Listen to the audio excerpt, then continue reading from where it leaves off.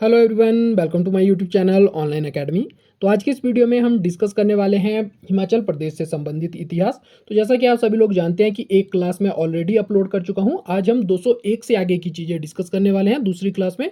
तो चलिए शुरू करते हैं। तो अगर देखा जाए 201वां जो प्रश्न रहेगा, तो आपको देखने को मिलेगा कि ज्वालामुखी मंदिर में धार्मिक अनुष्ठान कर सोने का छत्र किस सिख शासक के द्वारा चढ़ाया गया था। काफ़ी इंपॉर्टेंट क्वेश्चन आपको ये देखने को मिलेगा।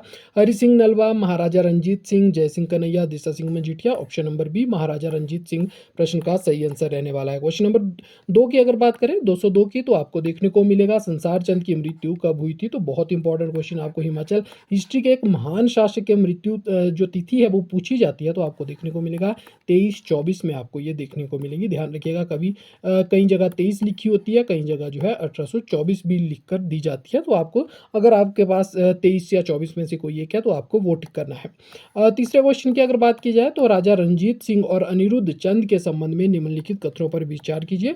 तो अनिरुद्ध चंद कौन थे? तो संसार चंद के बेटे आपको देखने को मिलेंगे। और महाराजा रंजीत सिंह जो कि पंजाब के शासक थे, उनके संबंध में चीजें पूछी गई है। तो 1827 ईस्वी में महाराजा रंजीत सिंह ने अपने दीवान ध्यान सिंह के पुत्र के लिए अनिरुद्ध चंद की बहन का हाथ मांगा था। बिल्कुल सही स्टेटमेंट होने वाली है। दूसरे की अगर बात की जाए, अनिरुद्ध चंद और उसकी माता अपने पुत्रियों के साथ अंग्रेजी राज्य में शरण लेने चले गए थे। तो आपको देखने को मिलेगा कि अनिरुद्ध चंद जो है बिल्कुल भी इस संबंध से खुश नहीं था। तो वो क्या करता है, अपनी माता और अपनी बहनों को लेकर कहाँ चला जाता है, तो सतलुज पार कर जो है अंग्रेजी सुरक्षित राज्य में पहुंच जाता है। तो यहाँ पे ऑप्शन नंबर सी 1 और 2 दोनों ही सही रहने वाले हैं। ऑप्शन नंबर सी प्रश्न का सही आंसर होगा। 204 क्वेश्चन की अगर बात की जाए, तो आपको देखने को मिलेगा अनिरुद्ध चंद ने अंग्रेजी राज्य में शरण लेने के बाद अपनी दोनों बहनों का विवाह टिहरी गढ़वाल के किस राजा से करवाया था। बहुत इंपॉर्टेंट क्वेश्चन आपको देखने को मिलेगा, किससे करवाया था। तो राजा सुदर्शन शाह जो रहेंगे टिहरी गढ़वाल के, उनके साथ ये वैवाहिक संबंध स्थापित करवाते हैं। अगर पांचवें क्वेश्चन की बात की जाए, अनिरुद्ध चंद ने अपनी दोनों बहनों का विवाह करवाने के पश्चात किस रियासत में शरण ली थी। बहुत इंपॉर्टेंट क्वेश्चन है, कहाँ पर वो रहे थे। तो आपको देखने को मिलेगा भागल रियासत रहने वाली है। ऑप्शन नंबर बी प्रश्न का सही आंसर होगा। 206 क्वेश्चन की अगर बात की जाए, महाराजा रंजीत सिंह ने हरिपुर गुलेर का राज्य कब छीना था। बहुत इंपॉर्टेंट क्वेश्चन ये भी रहने वाला है। महाराजा रंजीत सिंह जो हिमाचल वाले क्षेत्र में अपना जो आपको राज्य विस्तार करते हुए दिखाई देंगे, उनके बारे में आपको चीजें पता होनी चाहिए। तो हरिपुर और गुलेर की बात की जाए तो 1813 इसकी डेट रहने वाली है। ऑप्शन नंबर सी प्रश्न का सही आंसर रहेगा। नेक्स्ट है, महाराजा रंजीत सिंह ने हरिपुर गुलेर को हड़पने के बाद उसके राजा भूप सिंह को कहाँ बंदी बनाकर रखा गया था। बहुत इंपॉर्टेंट क्वेश्चन आपको देखने को ये भी मिलेगा। कहाँ बनाया गया था भूप सिंह को बंदी? तो आपको लाहौर में देखने को मिलेगा। इन्हें जो है कारागार में लाहौर में रखा गया था। ऑप्शन नंबर बी प्रश्न का सही आंसर रहेगा। 8वें क्वेश्चन की अगर बात की जाए, महाराजा रंजीत सिंह के जसमा रियासत के संबंध में निम्नलिखित कथनों पर विचार कीजिए। 1815 ईस्वी में महाराजा रंजीत सिंह ने जसमा रियासत पर कब्जा किया। तो 1815 में हमें देखने को मिलेगा कि जसमा इनके द्वारा हासिल की गई थी। जसमा के राजा कौन थे? उमेद सिंह थे। ने भारी जुर्माना देकर देने के बजाय क्या किया था, 12,000 की जागीर स्वीकार कर ली थी। इनको बोला गया था कि भाई, या तो आप अपनी रियासत जो है हमारे हवाले कर दीजिए और हमारे अधीन एक छोटे से जमींदार का पद स्वीकार कर लीजिए। अगर आप वैसा नहीं करते हैं तो आपको क्या देना पड़ेगा, जुर्माना देना पड़ेगा। जुर्माना जो है काफ़ी ज़्यादा होता था, इसलिए इन्होंने स्वीकार किया कि 12,000 का जो जागीर है वही ये स्वीकार करने वाले थे यहाँ पे। तो दोनों ही चीज़ें आपको सही देखने को मिलेगी। ऑप्शन नंबर सी प्रश्न का सही आंसर रहने वाला है। 209वें क्वेश्चन की अगर बात की जाए, महाराजा रंजीत सिंह द्वारा नूरपुर राज्य पर लगाए गए जुर्माने का भुगतान न करने पर किस नूरपुर के राजा ने अंग्रेजी राज्य में शरण ली थी। ये भी इंपॉर्टेंट क्वेश्चन रहने वाला है। कौन रहने वाला है? बीर सिंह आपको देखने को मिलेंगे। ऑप्शन नंबर बी जो है प्रश्न का सही आंसर रहेगा। बीर सिंह इसका आंसर रहने वाला है। 10वें क्वेश्चन की बात की जाए, 1826 में बीर सिंह को गिरफ्तार करने के पश्चात उसे कहाँ भेजा गया था। इंपॉर्टेंट रहने वाला है बीर सिंह, जिसके बारे में हमने अभी बात की। नूरपुर के राजा रहेंगे। और कहाँ भेजा गया था इन्हें? अमृतसर की जेल में भेजा गया था। भूप सिंह को लाहौर में रखा गया था, जिसके बारे में हम डिस्कस कर चुके हैं। 211वें क्वेश्चन की बात की जाए, महाराजा रंजीत सिंह की कैद से वीर सिंह को 7 वर्षों बाद भारी जुर्माना भरकर किसने छुड़वाया था। इंपॉर्टेंट रहने वाला है ये भी। चंबा के शासक के द्वारा इन्हें जो है भारी जुर्माना भरने के पश्चात 7 साल बाद जो है महाराजा रंजीत सिंह की कैद से आज़ाद करवाया गया था। ऑप्शन नंबर सी प्रश्न का सही आंसर रहने वाला है। आगे बात करते हैं, तो आपको देखने को मिलेगा 12वां क्वेश्चन, सिखों ने कुटलैहड़ पर कब कब्जा किया था। तो आपको देखने को मिलेगा 1825 जो है ये वर्ष रहने वाला है जब कुटलैहड़ पर इनके द्वारा कब्जा किया जाएगा। तो आप ध्यान रखेंगे। ऑप्शन नंबर सी प्रश्न का सही आंसर रहेगा। सिखों ने कुटलैहड़ पर कब्जा कब्जा कब किया था, तो ये बात हमने डिस्कस की कि ऑप्शन नंबर सी 1825 रहने वाला है इसका आंसर। 14वें क्वेश्चन की बात की जाए, सिखों तथा चंबा रियासत के मध्य संबंधों के संबंध में जो है निम्नलिखित कथनों पर विचार करना है। सिख और चंबा रियासत के बीच के कैसे राजनीतिक संबंध थे, उनके बारे में चीजें हमें डिस्कस करनी है। चढ़त सिंह के शासनकाल में चंबा रियासत महाराजा रंजीत सिंह के प्रभुत्व में आ गई थी, बिल्कुल सही आपको देखने को मिलेगा। चढ़त सिंह का समय भी इसी समय हमें देखने को मिलता है कि जब महाराजा रंजीत सिंह के वो क्या देखने को मिलते हैं, हमें समकालीन देखने को मिलते हैं। तो ऐसे भी क्वेश्चन बन सकता है कि चंबा का कौन सा शासक जो है महाराजा रंजीत के समकालीन था। तो ये हमें देखने को मिलेंगे चढ़त सिंह जी। फिर आता है सिखों के अधीन होने के बावजूद चंबा रियासत की आंतरिक स्वतंत्रता बनी रही थी, बिल्कुल सही आपको देखने को मिलेगा। चाहे मुगलों के दौरान हो, चाहे आपको इस दौरान देखने को मिले सिखों के दौरान, दोनों ही कथन यहाँ पर भी सही रहने वाले हैं। आंतरिक जो स्वायत्तता थी इनकी बनी रही थी, क्योंकि आपको कंफ्यूज कर सकती है ये चीज़। अधिकतर जो आपको पहाड़ी रियासतें देखने को मिलेगी, आंतरिक स्वतंत्रता तो वैसे भी बनी रहती थी, लेकिन कुछ हद तक जो है सिखों ने कंट्रोल करने की कोशिश की थी अन्य रियासतों को। फिर करते हैं 15वें क्वेश्चन की बात, महाराजा रंजीत सिंह की मृत्यु कब हुई, बहुत इंपॉर्टेंट। चाहे हिमाचल के इतिहास की डेट हो या आपको देखने को मिले एक तरह से भारतीय इतिहास की डेट, बहुत इंपॉर्टेंट डेट मानी जाती है। महाराजा रंजीत सिंह की मृत्यु से संबंधित 1839 इनकी मृत्यु की डेट रहने वाली है। ऑप्शन नंबर सी प्रश्न का सही आंसर रहेगा। 216वें क्वेश्चन की अगर बात की जाए, जनरल बेंचुरा के पहाड़ी रियासतों के अभियान के संबंध में हमें निम्नलिखित कथनों पर विचार करना है। तो जनरल बेंचुरा के बारे में अगर बात की जाए, सिख सेना जनरल बेंचुरा के नेतृत्व में 1840 ईस्वी में कुल्लू और मंडी की ओर बढ़ी थी, बिल्कुल सही रहने वाला है। कुल्लू के राजा ने सिख सेना के समक्ष क्या किया था, आत्मसमर्पण किया था, ये भी सही रहने वाला है। जबकि मंडी के जो राजा थे उनको क्या किया गया था, बलबीर सेन उनका नाम रहने वाला है। इन्हें बंदी बनाकर कहाँ भेज दिया गया था, अमृतसर भेज दिया गया था, जहाँ वीर सिंह के बारे में हमने पढ़ा था। तो ये चीजें आपको ध्यान रखनी है कि तीनों ही कथन यहाँ पे ऑप्शन नंबर सी प्रश्न का सही आंसर रहने वाला है। तीनों ही कथन यहाँ पे सही होंगे। फिर बात करते हैं आगे 217वें क्वेश्चन की। मंडी का राजा बलबीर सेन सिखों की कैद से कब मुक्त हुआ था, इंपॉर्टेंट रहने वाला है। तो 40 के आसपास इसे कैद किया जाता है, और बात की जाए 1841 में इन्हें छोड़ दिया जाएगा। तो ये आपको यहाँ पे देखने को मिलेगा कि मुक्त कब होते हैं, 41 तक होते हैं। लेकिन कमलागढ़ का किला क्या होता है कि जब इन्हें मुक्त कर दिया जाता है उसके बाद ये वापिस सिखों से जो मंडी के अधीन किले थे उनको छीनने का प्रयास करते हैं। अधिकतर किलों को ये क्या कर लेते हैं, प्राप्त कर लेते हैं, लेकिन एक किला रह जाता है इनके हाथ से, वो रहने वाला है कमलागढ़ का किला। ये कब प्राप्त होगा, 1846 जब पहला सिख आंग्ल युद्ध होगा, उसके बाद सिखों के पराजित होने के बाद ये जो है कमलागढ़ का किला जो है बलबीर सेन के हाथ लगने वाला है बाद में चलकर 5 साल बाद। तो ये चीज़ आपको यहाँ पे ध्यान रखनी है। अब थोड़ा सा जान लेते हैं आंग्ल सिख युद्ध और कैसे जो है उत्तर भारत की या उत्तर पश्चिमोत्तर भारत की बात करें उसकी राजनीति कैसे परिवर्तित हुई इन युद्धों के कारण, उसके बारे में जान लेते हैं। तो पहला क्वेश्चन तो सिंपल सा है, प्रथम आंग्ल सिख युद्ध कब हुआ था, ये हम आधुनिक भारत में भी पढ़ते हैं, 45-46 में हमें देखने को मिलता है। ऑप्शन नंबर सी प्रश्न का सही आंसर रहेगा। आंग्ल सिख युद्धों के संबंध में निम्नलिखित कथनों पर विचार कीजिए। तो यहाँ पे क्या देखने को मिल रहा है हमें, प्रथम आंग्ल सिख युद्ध कब होता है, 45-46 के समय लॉर्ड हार्डिंग भारत के गवर्नर जनरल थे, बिल्कुल सही बात रहने वाली है। प्रथम आंग्ल सिख युद्ध 45-46 में होता है और हार्डिंग ही उस समय भारत के गवर्नर जनरल थे। द्वितीय आंग्ल सिख युद्ध कब होता है, 48-49 में होता है, लॉर्ड डलहौजी भारत के गवर्नर जनरल थे। तो द्वितीय के समय कौन रहने वाला है, डलहौजी, और पहले के समय हार्डिंग रहने वाले हैं। दोनों ही कथन सही होंगे, ऑप्शन नंबर सी प्रश्न का सही आंसर होगा। प्रथम आंग्ल सिख युद्ध के समय के पश्चात जो है कौन सी संधि हमें देखने को मिलती है, पश्चात समाप्त हुआ, तो कौन सी संधि जो है हमें देखने को यहाँ पे मिलती है, तो लाहौर की संधि हमें देखने को मिलेगी। ऑप्शन नंबर बी प्रश्न का सही आंसर रहने वाला है। आगे बात करते हैं लाहौर संधि, तारीख ध्यान रखेंगे आप, लाहौर संधि कब होती है, तो लाहौर संधि आपको देखने को मिलेगी 9 मार्च 1846 को। तो लाहौर की संधि की शर्तों के संबंध में निम्नलिखित कथनों पर विचार कीजिए। सतलुज नदी के दक्षिण के सभी क्षेत्रों पर सिखों के दावे समाप्त कर दिए गए थे। हमने देखा था कि किस तरह से जो है जो अमृतसर की संधि हुई थी उसके माध्यम से कहा गया था कि भाई सतलुज के जो पूर्व वाले क्षेत्र है, पूर्व यानी कि ईश्वर वाले क्षेत्र वो अंग्रेजों के पास रहेंगे, और पश्चिम वाले क्षेत्र जो है वो किसके पास रहने वाले हैं, सिखों के पास रहने वाले हैं। एक दूसरे की संप्रभुता का पूरा सम्मान किया जाएगा, दोनों एक दूसरे के क्षेत्र में हस्तक्षेप नहीं करेंगे। और रंजीत सिंह कहाँ तक, सतलुज तक आगे बढ़ सकता है, और अंग्रेज जो है सतलुज के पश्चिम में नहीं जाएंगे। इस तरह की इनके बीच ट्रीट होती है। तो ये दावे जो है अब समाप्त कर दिए गए थे, क्योंकि दूर हो चुके थे सिख, युद्ध हार चुके थे, इसलिए अब अंग्रेजों के अकॉर्डिंग चीजें होने वाली थी। तो अब बोला गया भाई ब्यास और सतलुज के बीच के सभी प्रदेश अंग्रेजों के कब्जे में आ गए। दोनों ही चीजें आपको देखने को मिलेंगी कि सही रहने वाली है। तो यहाँ पे आपको ऑप्शन नंबर सी देखने को मिलेगा। यहाँ पे बात की जाए तो आप देख सकते हैं मैप के माध्यम से अगर समझा जाए तो यहाँ पे आपको सतलुज आती हुई दिखाई देगी इस तरह से। तो यहाँ पे सतलुज आपको आती हुई दिखाई देगी, सॉरी यहाँ पे आपको सतलुज आती हुई दिखाई देगी। फिर उसके बाद बात किया जाए तो आपको यहाँ पे जो है ब्यास आती हुई दिखाई देगी यहाँ से। तो आपको यहाँ जैसे से जो है ब्यास आती हुई दिखाई देगी, सॉरी ये वाली जो है ब्यास रहने वाली है यहाँ से। एक सेकेंड, यहाँ से अगर बात की जाए तो ये आपको सतलुज देखने को मिल रही है यहाँ से। और अगर बात की जाए ब्यास की तो ब्यास यहाँ से आपको आती हुई दिखाई देगी और इस तरफ से बाहर, और यहाँ पे तो यमुना रहने वाली है। तो आपको क्या ध्यान रखना है कि भाई पहले बोला गया था सतलुज के आसपास के क्षेत्र, लेकिन बाद में फिर ब्यास और सतलुज के बीच के जो क्षेत्र थे वो भी से ले लिए गए थे। तो ये इंपॉर्टेंट यहाँ पे आपको ध्यान रखने की चीज़ जो देखने को मिलेगी। तो दोनों ही कथन यहाँ पे सही रहने वाले हैं। ऑप्शन नंबर सी प्रश्न का सही आंसर रहेगा। फिर आते हैं 23वें क्वेश्चन पे। द्वितीय आंग्ल सिख युद्ध कब हुआ? तो कब होता है तो आपको देखने को मिलेगा 48 और 49 में पहला हुआ, 45-46 में, 47 की इनको क्या रहेगी, छुट्टी रहेगी, और फिर 48 और 49 में हम देखेंगे कि इनके बीच में एक और युद्ध होता है।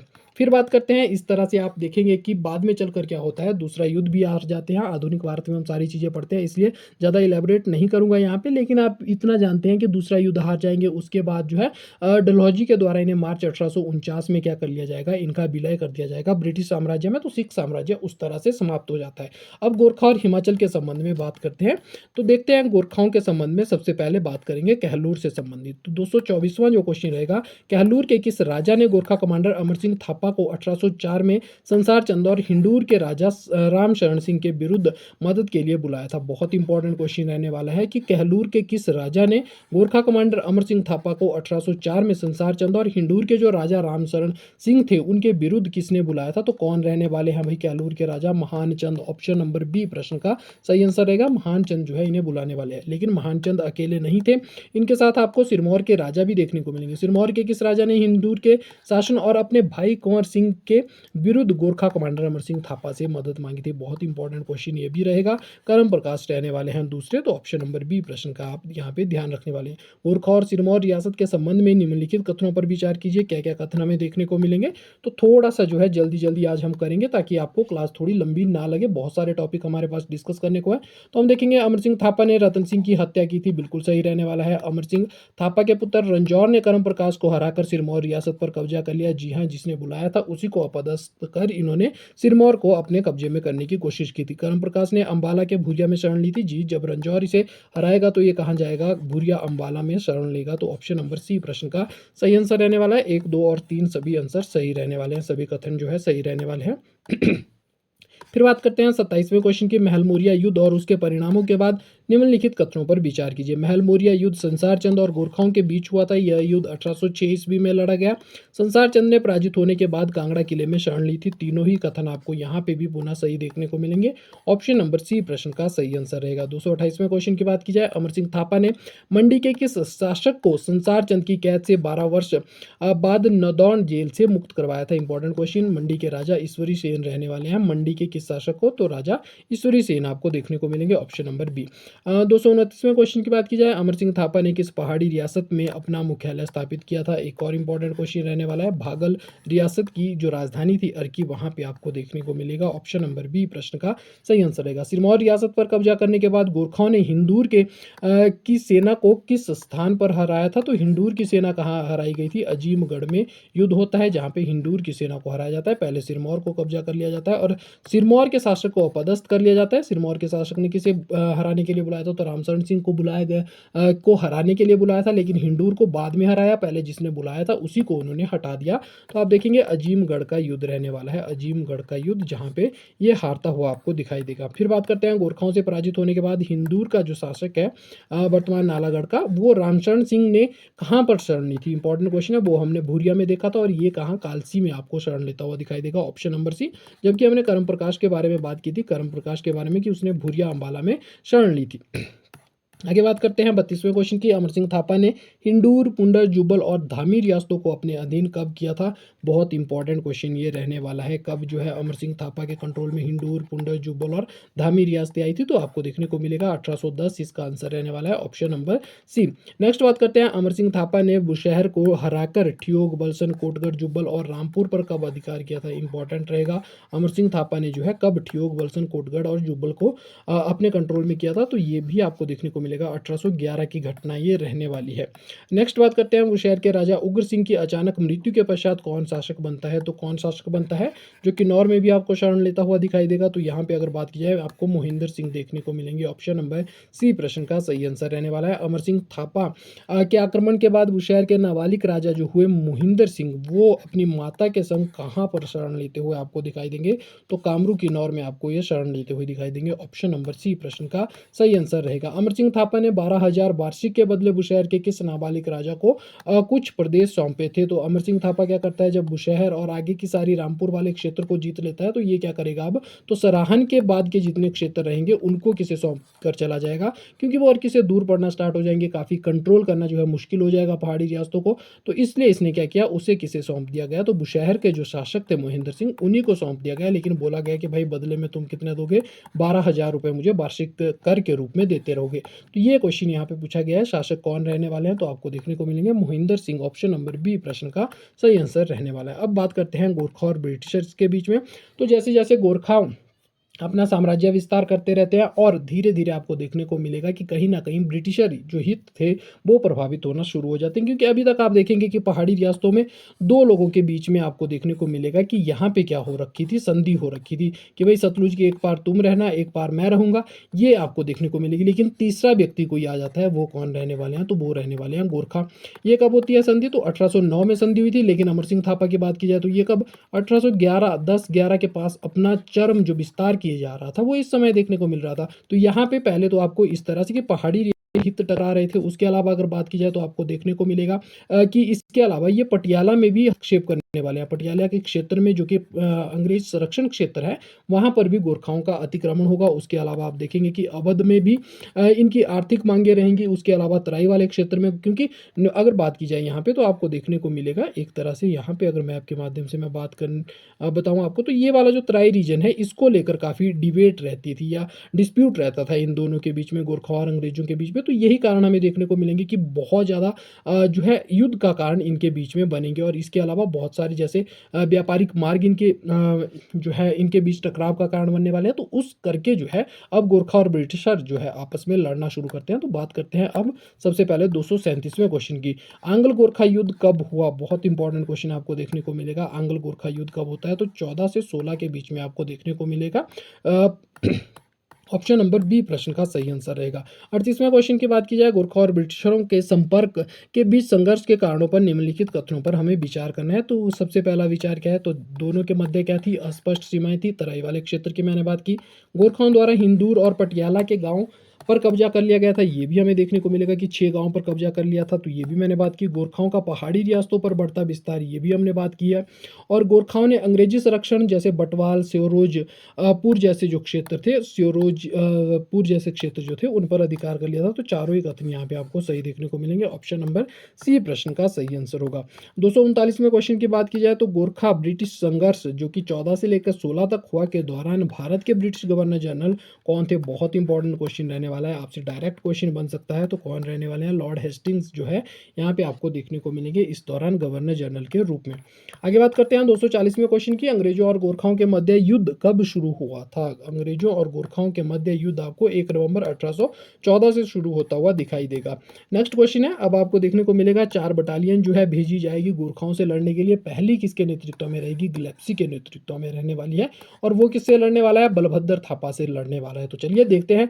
ग्लेप्सी और जो बलभद्र थापा थे, देहरादून के गोरखा कमांडर रहने वाले हैं, बलभद्र थापा के बीच युद्ध कहाँ लड़ा गया था? तो इनके बीच युद्ध कहाँ लड़ा जाएगा? कलिंगा के किले में लड़ा जाएगा। ऑप्शन नंबर सी प्रश्न का सही आंसर रहने वाला है। फिर आता है दूसरा कमांडर मार्टिनडेल, जो कि रंजौर नाहन के जो गोरखा कमांडर है, नाहन वाले क्षेत्र में आपको कौन देखने को मिल रहे हैं? रंजौर देखने को मिल रहे हैं। उनके बीच युद्ध कहाँ लड़ा गया था? तो मार्टिनडेल और इसके बीच में आप देखेंगे कि जातकगढ़ का किला जो था, जातक किले में आपको ये देखने को मिलेंगे। ऑप्शन नंबर बी प्रश्न का सही आंसर रहेगा। रंजौर सिंह के जातक किले में मोर्चाबंदी कर किस लेफ्टिनेंट गवर्नर को हराया था? तो कौन सा लेफ्टिनेंट था जिसको हराया गया था? तो आप देखेंगे मार्टिनडेल इसका आंसर रहने वाला है। ऊपर प्रश्न में भी वर्णित था ये चीज़ और यही आपको यहाँ पे भी देखने को मिलेगी। ऑप्शन नंबर ए प्रश्न का सही आंसर रहेगा।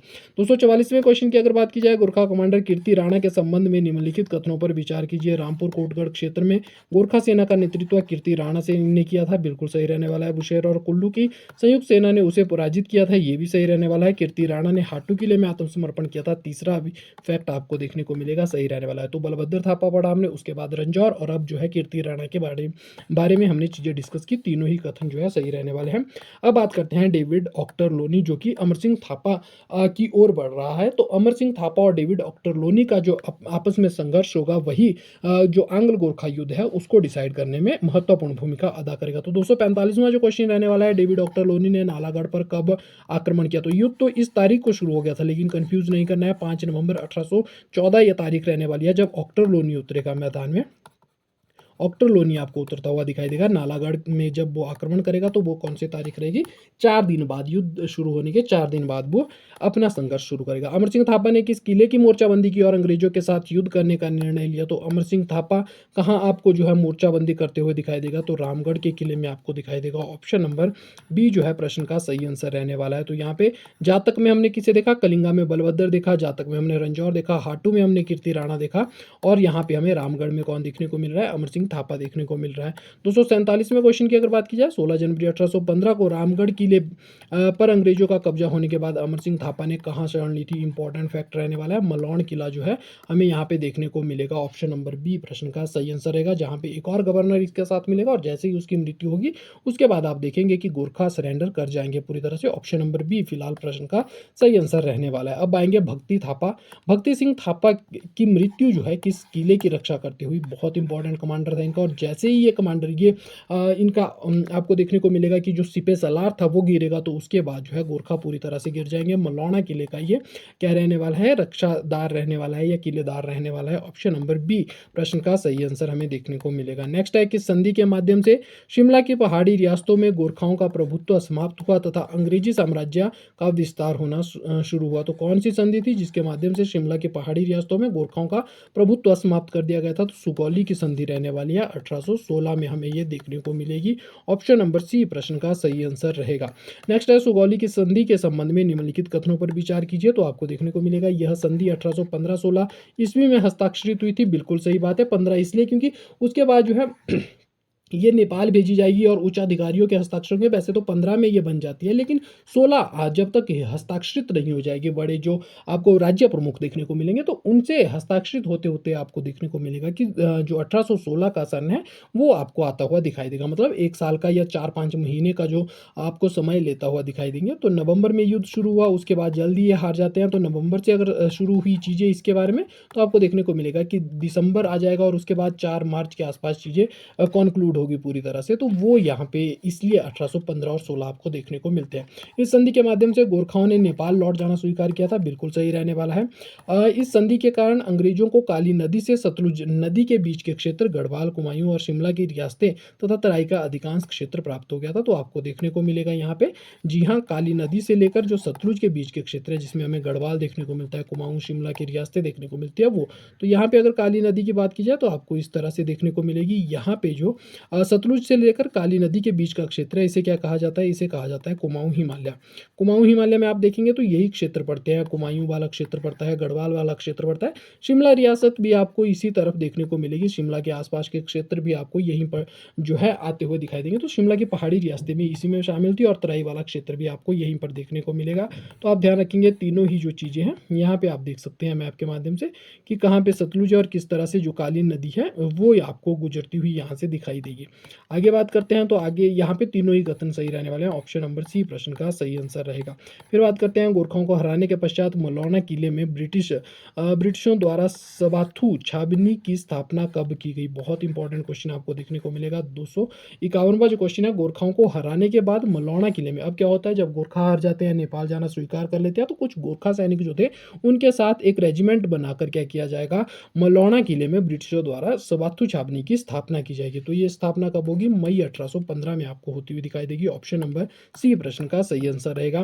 52वें क्वेश्चन की बात की जाए, सोलन जिले में स्थित कसौली ब्रिटिशों द्वारा हिमाचल प्रदेश में स्थापित दूसरी छावनी थी और यह कब स्थापित हुई थी? इंपॉर्टेंट क्वेश्चन रहने वाला है। कसौली आपको दूसरी देखने को मिलेगी, 42 जो है इसकी तारीख रहेगी। ऑप्शन नंबर सी प्रश्न का सही आंसर रहेगा। 1843 में स्थापित जतोग छावनी ब्रिटिशरों द्वारा हिमाचल प्रदेश में स्थापित तीसरी छावनी थी। यह किस जिले में स्थित है? तो जतोग की बात करें, शिमला में हमें देखने को मिलती है। ऑप्शन नंबर डी प्रश्न का सही आंसर रहेगा। डगशाई छावनी की स्थापना कब होती है? 1847 ईस्वी में ब्रिटिश सरकार द्वारा की जाती है। इसके लिए सरकार द्वारा 5 गांव किस रियासत से लिए जाते हैं? बहुत इंपॉर्टेंट क्वेश्चन आपको ये देखने को मिलेगा। किससे लिए जाएंगे? पटियाला के जो शासक थे उनसे लिए जाएंगे, पटियाला रियासत से लिए जाएंगे। और राजा कौन रहने वाले हैं? भूपेंद्र सिंह आपको यहाँ पे देखने को मिलेंगे। 255वें क्वेश्चन की अगर बात की जाए तो आपको देखने को मिलेगा चंबा जिले के बकलो में ब्रिटिश सरकार द्वारा छावनी स्थापित कब की गई थी? तो बकलो में आपको कब देखने को मिलेगी? ये आपको 66 में देखने को मिलेगी। ऑप्शन नंबर सी प्रश्न का सही आंसर रहेगा। बकलो कहाँ है? चंबा में आपको देखने को मिलेगा। 256वें क्वेश्चन की बात की जाए, डलहौजी में अंग्रेजों द्वारा छावनी की स्थापना कब की गई थी? इंपॉर्टेंट क्वेश्चन यहाँ पे ये रहने वाला है। डलहौजी में अंग्रेजों ने छावनी की स्थापना कब की थी? तो आपको देखने को मिलेगा यहाँ पे 67 रहने वाली है इसकी तारीख। तो बकलो और फिर डलहौजी आपको देखने को मिलेगी 67 में। आगे बात करते हैं, योल में 1849 ईस्वी में ब्रिटिश सेना द्वारा स्थापित की गई एक छावनी थी और 1942 में इसे छावनी का दर्जा दिया गया। यह किस जिले में स्थित है? तो आपको देखने को मिलेगी कांगड़ा में ये स्थापित रहने वाली है। ऑप्शन नंबर डी प्रश्न का सही आंसर रहेगा। तो यहाँ पे आपसे एक क्वेश्चन पूछा गया है कि निम्नलिखित में से छावनी और जिले का सही मिलान करना है। सुबाथू कहाँ देखने को मिलेगी आपको? तो सोलन में देखने को मिलेगी। सॉरी, यहाँ पे बोला गया है सही मिलान कौन सा है, तो सुबाथू कहाँ पे देखने को मिल रही है? सोलन में। तो ये तो गलत होने वाला है भाई। यहाँ पे बात की जाए तो योल कहाँ पे है? कांगड़ा में देखने को मिल रही है, ये भी नहीं। जतोग और शिमला जो है सही रहने वाले हैं। बकलो कहाँ है? चंबा में है, तो ये भी आपको देखने को मिलेगा कि गलत रहेगी। सुबाथू के बाद सोलन में, योल कांगड़ा में, जतोग शिमला में, बकलो कहाँ रहने वाली है? चंबा में आपको देखने को मिलेगी। 259वें क्वेश्चन की बात की जाए, किस संधि के माध्यम से गोरखाओं की अधीनस्थ पहाड़ी रियासतें अंग्रेजों के संरक्षण में चली गई? तो गोरखाओं के अधीनस्थ रियासतें किस संधि के माध्यम से जाएगी? सुगौली की संधि 1815-16 में आपको देखने को मिलेगी, उसके माध्यम से ही जाएगी। 260वें क्वेश्चन की अगर बात की जाए, किस संधि के माध्यम से सिखों के अधिकार पर स्थित पहाड़ी रियासतें अंग्रेजों के कब्जे में चली गई? तो सिखों के अधिकार में स्थित कौन सी पहाड़ी रियासतें थी? तो आपको देखने को मिलेगा लाहौर संधि के माध्यम से चीजें। तो आप समझ पा रहे होंगे कि किस तरह से जो है, पहले आपको देखने को मिलेगा कि गोरखाओं के अधीन कौन सी थी? सतलुज के नीचे वाली रियासतें, जो शिमला पहाड़ी क्षेत्र वाला था, वो आपको यहाँ पे सुगौली की संधि के माध्यम से जो है प्राप्त होता हुआ दिखाई देगा।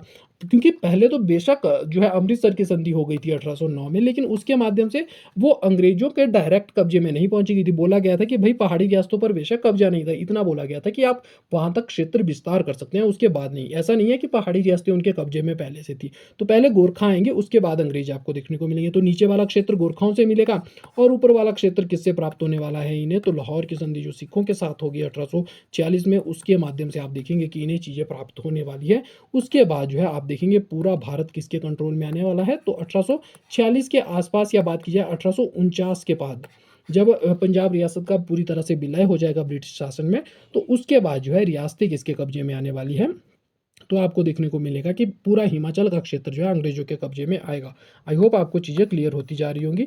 सुगौली की संधि तथा लाहौर की संधि कब हुई थी? तो मैंने बात की इसके बारे में, 16 और 46 हमें देखने को मिलता है। ऑप्शन नंबर बी प्रश्न का सही आंसर रहेगा। 262वें क्वेश्चन की बात की जाए, गोरखा ब्रिटिश युद्ध के बाद डेविड ऑक्टरलोनी ने शिमला पहाड़ी रियासतों की, जो 20 शिमला पहाड़ी राज्य थे, की बैठक किस स्थान पर बुलाई, जिसका उद्देश्य गोरखाओं से प्राप्त क्षेत्रों का बंटवारा करना था? तो कौन सा स्थान रहने वाला है? प्लासी वाले क्षेत्र में बुलाई थी। ऑप्शन नंबर सी जो है प्रश्न का सही आंसर रहने वाला है। यही हम देखेंगे कि सनदें दी जाएगी क्षेत्रों को या कई राज्यों को, तो उसके बारे में हम डिस्कस करेंगे। 263वें क्वेश्चन की बात की जाए, सिस सतलुज जो स्टेट सुप्रिटेंडेंट है के अंतर्गत निम्नलिखित में से कौन सी रियासतें आती है? तो सिस सतलुज की बात हो रही है। तो आपको देखने को मिलेगा सिस सतलुज में मंडी, सुकेत, बिलासपुर और चंबा जो है यहाँ पे रहने वाला है। ऑप्शन नंबर ए प्रश्न का सही आंसर रहेगा। फिर है शिमला हिल स्टेट के लिए कौन सा अधिकारी जो है नियुक्त किया गया था? तो कौन रहने वाला है? शिमला सुप्रिटेंडेंट रहने वाला है। तो सिस सतलुज सुप्रिटेंडेंट और और शिमला सुपरिटेंडेंट के अधीन जो है इस तरह से डिवाइड की गई चीज़ें थी, यहाँ पे बात की है।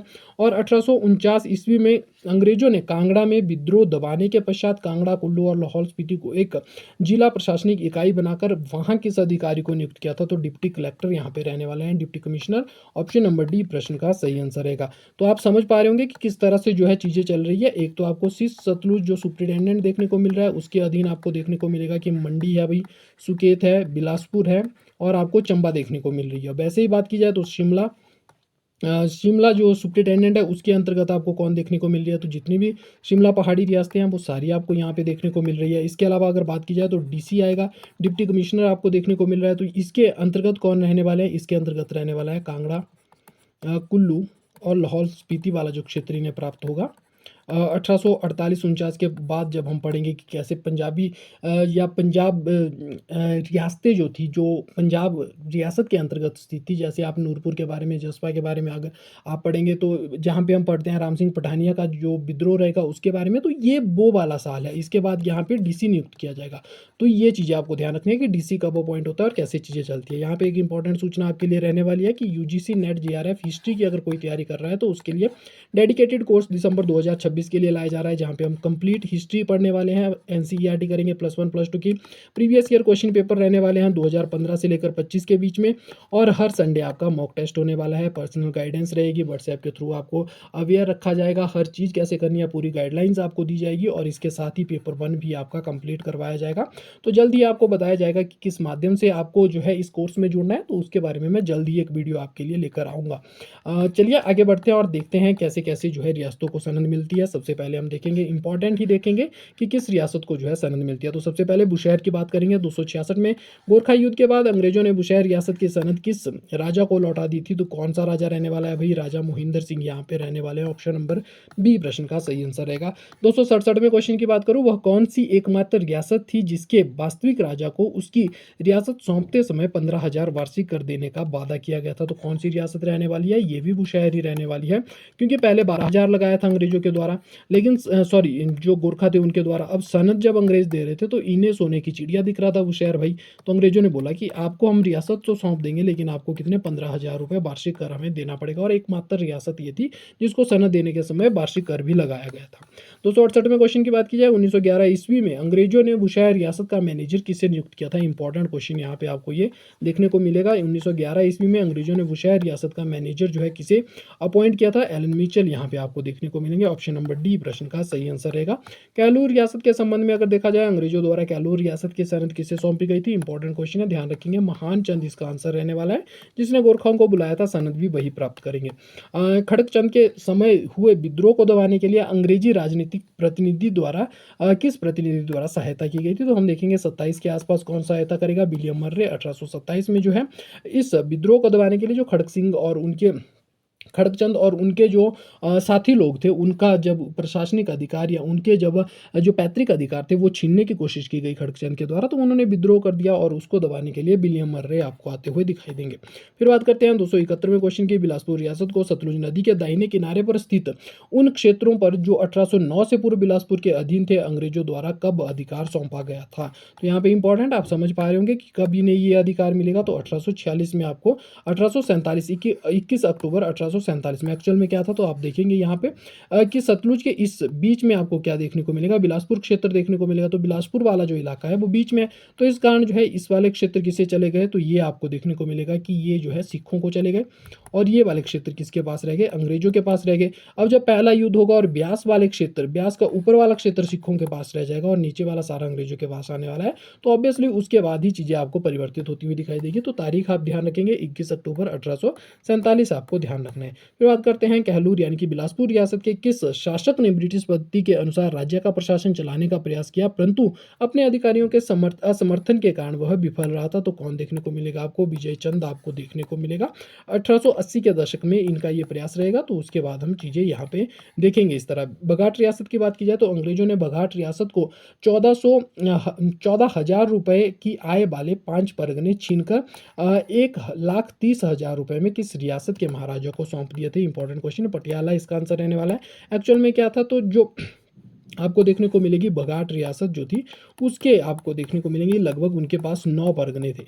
9 परगने थे लेकिन अंग्रेज़ों के साथ बेहतर संबंध नहीं थे, तो भई इन्होंने क्या किया 5 परगने किसको सौंप दिए, 5 परगने जिनकी 14,000 वार्षिक आय थी वो किसे सौंप दिए गए, पटियाला के राजा को सौंप दिए गए। और पैसा कितना लिया भाई 1,30,000 उनसे लिया, तो ये आपको देखने को मिलेगा। और बाकी 4 की एक सनद बनाई जो कि वहाँ के शासक मोहिंदर को ही सौंप दी गई थी, तो ये चीज़ आपको यहाँ पे देखने को मिलेगी। अंग्रेज़ों द्वारा बघाट रियासत की सनद किस राणा को सौंपी गई थी, तो जो मैंने बात की ऑप्शन नंबर डी मोहिंदर इसका सही आंसर रहने वाला है। राणा मोहिंदर सिंह की मृत्यु के बाद 1842 में जॉर्ज रसल क्लार्क के समर्थन से बघाट का राणा कौन बना था, तो कौन आपको देखने को मिलेगा, विजय सिंह आपको ऑप्शन नंबर सी प्रश्न का आंसर देखने को मिलेगा। तो यहाँ पे हम देखेंगे कि किस तरह से जो ब्रिटिश अंग्रेजों के संबंध थे उसके बारे में हमने चीज़ें देखी। अब हम इसके बारे में 1857 का विद्रोह जो है पढ़ने वाले हैं, उसके बारे में चीज़ें जान लेते हैं।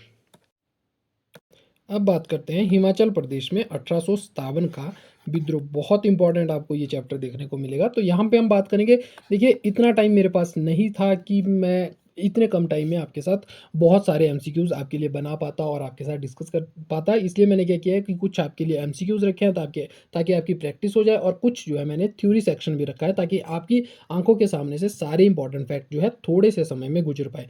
तो इसलिए जो है आप मैनेज कीजिएगा, क्योंकि बहुत कम आपको अब आगे एमसीक्यूज देखने को मिलेंगे, ज़्यादा आपको थ्योरी सेक्शन देखने को मिलेगा, क्योंकि हिमाचल का जो इतिहास है 3 क्लासेज में कवर करना बहुत ही डिफिकल्ट मुझे लगता है, तो इसलिए जो है थोड़ा आपको मैनेज करने की ज़रूरत पड़ेगी। तो चलिए बात करते हैं पहले क्वेश्चन की 1857 के संबंध में। 1857 के समय में शिमला के डिप्टी कमिश्नर कौन थे, तो यहाँ पे आपको देखने को मिलेंगे विलियम ही, लॉर्ड विलियम ही रहने वाले हैं। ऑप्शन नंबर बी प्रश्न का सही आंसर रहेगा। 1857 के समय में पंजाब के चीफ कमिश्नर कौन थे, इंपॉर्टेंट क्वेश्चन रहेगा, कौन रहने वाले हैं पंजाब के चीफ कमिश्नर, जॉन लॉरेंस रहने वाले हैं। और इसलिए माना जाता है कि इन्होंने सफलतापूर्वक क्या किया था कि जो भी पंजाब वाला क्षेत्र था वो विद्रोह में शामिल नहीं हो पाया, ये इनकी सफलता मानी जाती है, इनकी नीतियों की सफलता मानी जाती है। ऑप्शन नंबर सी प्रश्न का सही आंसर रहेगा यहाँ पे।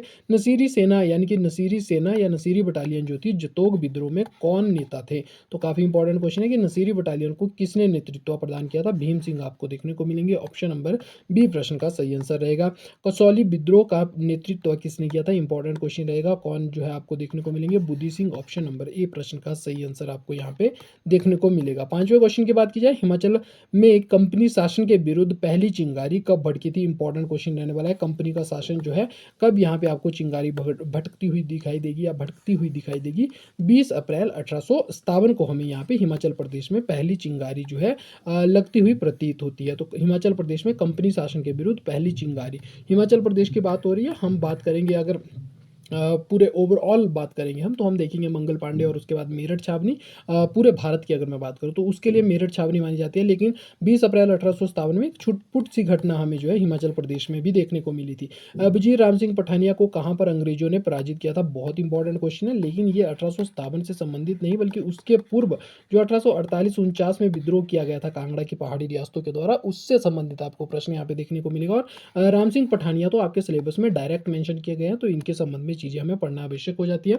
डाले की धार में इन्होंने क्या किया था, तो ये अंग्रेजों से पराजित हुए थे, फिर इन्हें सिंगापुर भी भेज दिया गया था। ऑप्शन नंबर बी प्रश्न का सही आंसर रहने वाला है। 1857 की क्रांति का तात्कालिक कारण क्या था, तो 1857 की तात्कालिक क्रांति का तात्कालिक कारण क्या था भाई, चर्बी के कारतूस थे, सभी लोग जानते हैं, विश्व विख्यात ये फैक्ट रहने वाला है। आगे बात करते हैं 8वें क्वेश्चन की। 11 मई 1857 को शिमला में किस विद्रोह का समझ जो है को 1811 मई 1857 को शिमला में किस विद्रोह का समाचार पहुंचा था, तो कहाँ का पहुंचेगा भाई, मेरठ में जो हुआ था, अंबाला, दिल्ली, सारी जगह का। और इसीलिए आप देखेंगे कि यहाँ के जो जर्नल थे उनके द्वारा जो है यहाँ की बटालियंस को, हिमाचल प्रदेश की बटालियंस को मेरठ, अंबाला और दिल्ली की ओर कूच करने के लिए बोला गया था, लेकिन उनके द्वारा क्या किया गया था, मना कर दिया, और इसलिए विद्रोह की चिंगारी आपको यहाँ पे उभरती हुई दिखाई देगी।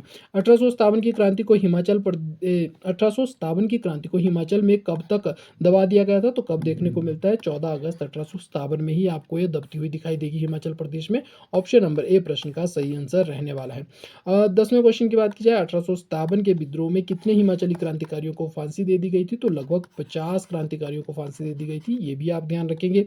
आगे बात की जाए यहाँ पे महारानी विक्टोरिया का घोषणा पत्र कब पढ़ा गया था, इंपॉर्टेंट क्वेश्चन रहने वाला है। तो यहाँ पे ऑप्शन नंबर ए जो है आंसर रहने वाला है, 1 नवंबर 1858 को। हम देखते हैं कि कैसे इलाहाबाद के पार्क में जो है वो पढ़ा गया था कैनिंग के द्वारा। ऑप्शन नंबर ए प्रश्न का सही आंसर रहेगा। 12वें क्वेश्चन की बात की जाए, महारानी विक्टोरिया का घोषणा पत्र इलाहाबाद में किसने पढ़ा था? तो किसने पढ़ा था? यहाँ पे लॉर्ड कैनिंग आपको देखने को मिलेंगे। ऑप्शन नंबर सी प्रश्न का सही आंसर रहेगा। 13वां क्वेश्चन है, जिला कांगड़ा का प्रशासन किसके नियंत्रण में था? तो ये चीज़ मैंने आपके साथ डिस्कस भी की थी कि किसके अंतर्गत रहने वाला है। तो डिप्टी कमिश्नर जो कांगड़ा के थे उनके अंतर्गत रहने वाला है। ऑप्शन नंबर ए जो है प्रश्न का सही आंसर रहेगा। नेक्स्ट है, हिमाचल की रियासतों के नियंत्रण हेतु किस पद की नियुक्ति की गई थी? तो हिमाचल की रियासतों के लिए कौन से पद बनाए गए थे? सुप्रिटेंडेंट एवं कमिश्नर के। शिमला हिल स्टेट के सुप्रिटेंडेंट के पद आपको देखने को मिलेंगे हिमाचल की पहाड़ी रियासतों के लिए। तो यहाँ पे आपको ऑप्शन नंबर सी प्रश्न का सही आंसर देखने को मिलेगा। भारत सरकार अधिनियम 1858 के अंतर्गत रियासतों को किस प्रकार की स्वायत्ता दी गई थी? इंपॉर्टेंट आपको यहाँ पे देखने को मिलेगा कि भारत सरकार अधिनियम जो था 1858 का, इसके अंतर्गत कौन सी आंतरिक शासन की स्वतंत्रता आपको देखने को मिलेगी। ऑप्शन नंबर सी। नेक्स्ट है, भागल के राणा कृष्ण सिंह को अंग्रेजों ने कौन सी उपाधि दी थी? इंपॉर्टेंट फैक्ट रहने वाला है। राजा की उपाधि आपको देखने को मिलेगा कि खुश होकर कि भाई आपने जो है एक प्रकार से सम्मानित करते हुए 1857 के विद्रोह में या तो आप तटस्थ रहे या तो आपने क्या किया, अंग्रेजों की मदद की, उसके लिए ये चीज़ें आपको देखने को यहाँ पे मिलेगी। नूरपुर के राजा वीर सिंह को अंग्रेजों ने क्या पुरस्कार दिया था? तो इनको आपको देखने को मिलेगा कि इनकी जो वार्षिक पेंशन थी उसको दुगना कर दिया था। तो ऑप्शन नंबर सी यहाँ पे आपको इसका आंसर देखने को मिलेगा। 8वें क्वेश्चन की बात की जाए, 1877 के दिल्ली दरबार का आयोजन किस वायसराय के कार्यकाल में हुआ था? बहुत विवादित घटना है ये भारतीय इतिहास की, तो आपको पता होना चाहिए। लॉर्ड लिटन जो है इसका आंसर देखने को मिलेगा। 19वें क्वेश्चन की बात की जाए, 1911 के दिल्ली दरबार में भारत की राजधानी कहाँ स्थानांतरित करने की बात की गई थी? तो कोलकाता से कहाँ लाया गया था भाई? दिल्ली लाया गया था। ऑप्शन नंबर सी प्रश्न का सही आंसर रहने वाला है। नेक्स्ट है, यहाँ पे हम देखेंगे कुछ थ्योरी सेक्शन जहाँ पे हम चीज़ें फटाफट से डिस्कस करने वाले हैं, क्योंकि बहुत सारी चीज़ें आपको 1857 और हिमाचल प्रदेश के संबंध में देखने को मिलेगी जो एमसीक्यूज की फॉर्म में मैं डिस्कस करने में यहाँ पे थोड़ा डिफिकल्ट था, इसलिए मैं आपके लिए सारी चीज़ें इंपॉर्टेंट जो है यहाँ पे ले आया हूँ। तो शिमला के डिप्टी कमिश्नर लॉर्ड विलियम हे थे। हिंदुस्तान तिब्बत रोड के सुप्रिटेंडेंट कैप्टन डेविड ब्रिग्स आपको देखने को मिलेंगे। ब्रिटिश सेना के कमांडर इन चीफ कौन थे? जनरल जॉर्ज एंसन आपको देखने को मिलेंगे। इसके अलावा जो इंपॉर्टेंट रहने वाला है, पंजाब के चीफ कमिश्नर जॉन लॉरेंस आपको देखने को मिलेंगे। आगे बात करूँ तो जब एंसन मर जाता है तो उसके बाद कौन आएगा? तो उसके बाद आपको देखने को मिलेगा एच बर्नार्ड देखने को मिलेगा। बर्नार्ड आपको देखने को मिलेगा। ट्रांस सतलुज स्टेट के कमिश्नर कौन थे? तो ये एडवर्ड जॉन लेक आपको देखने को मिलेंगे। सुप्रिटेंडेंट शिमला हिल स्टेट कौन थे? तो जीसी वांस आपको देखने को मिलेंगे। विलियम हे और जीसी वांस काफ़ी बार एग्जाम में आपको देखने को मिलेगा कि इस तरह के क्वेश्चन आते रहे हैं एग्जाम में। इसके अलावा अगर बात की जाए यहाँ पे, तो धर्मशाला के पुलिस कमांडर काफ़ी इंपॉर्टेंट है, कैप्टन यंग हस्बैंड आपको ध्यान रखना है। इसके अलावा बात करूँ तो पंजाब के जो जुडिशियल कमिश्नर थे रॉबर्ट मोंटगोमरी जो थे, वो आपको ध्यान रहने चाहिए। तो यहाँ पे इनके बारे में आप ध्यान रखेंगे। आगे बात करते हैं कुछ स्थानीय क्रांतिकारी और नेताओं के बारे में भी हमें चीज़ें पता होनी चाहिए। जैसे नसीरी सेना के कौन थे? सूबेदार भीम सिंह थे, बात की मैंने इसके बारे में। कसौली के कौन थे? बुद्धि सिंह थे।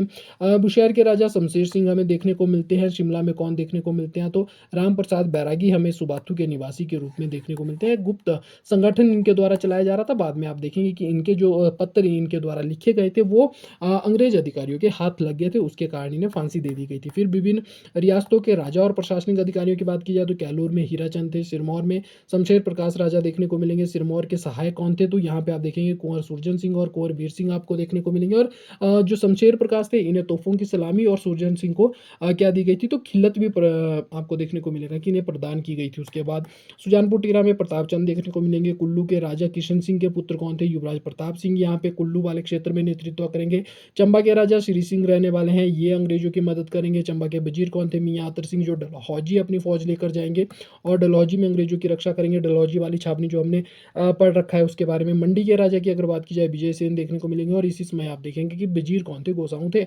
और इसी समय यहाँ पे हमें ये चीज़ें देखने को मिलती है। फिर 1857 से पूर्व कौन सी घटना होती है? तो 1857 से पूर्व जो 1848 वाले 48-49 वाले जो विद्रोह की बात, राम सिंह पठानिया के विद्रोह की बात होती है, उसके बारे में अब हम पढ़ने जा रहे हैं।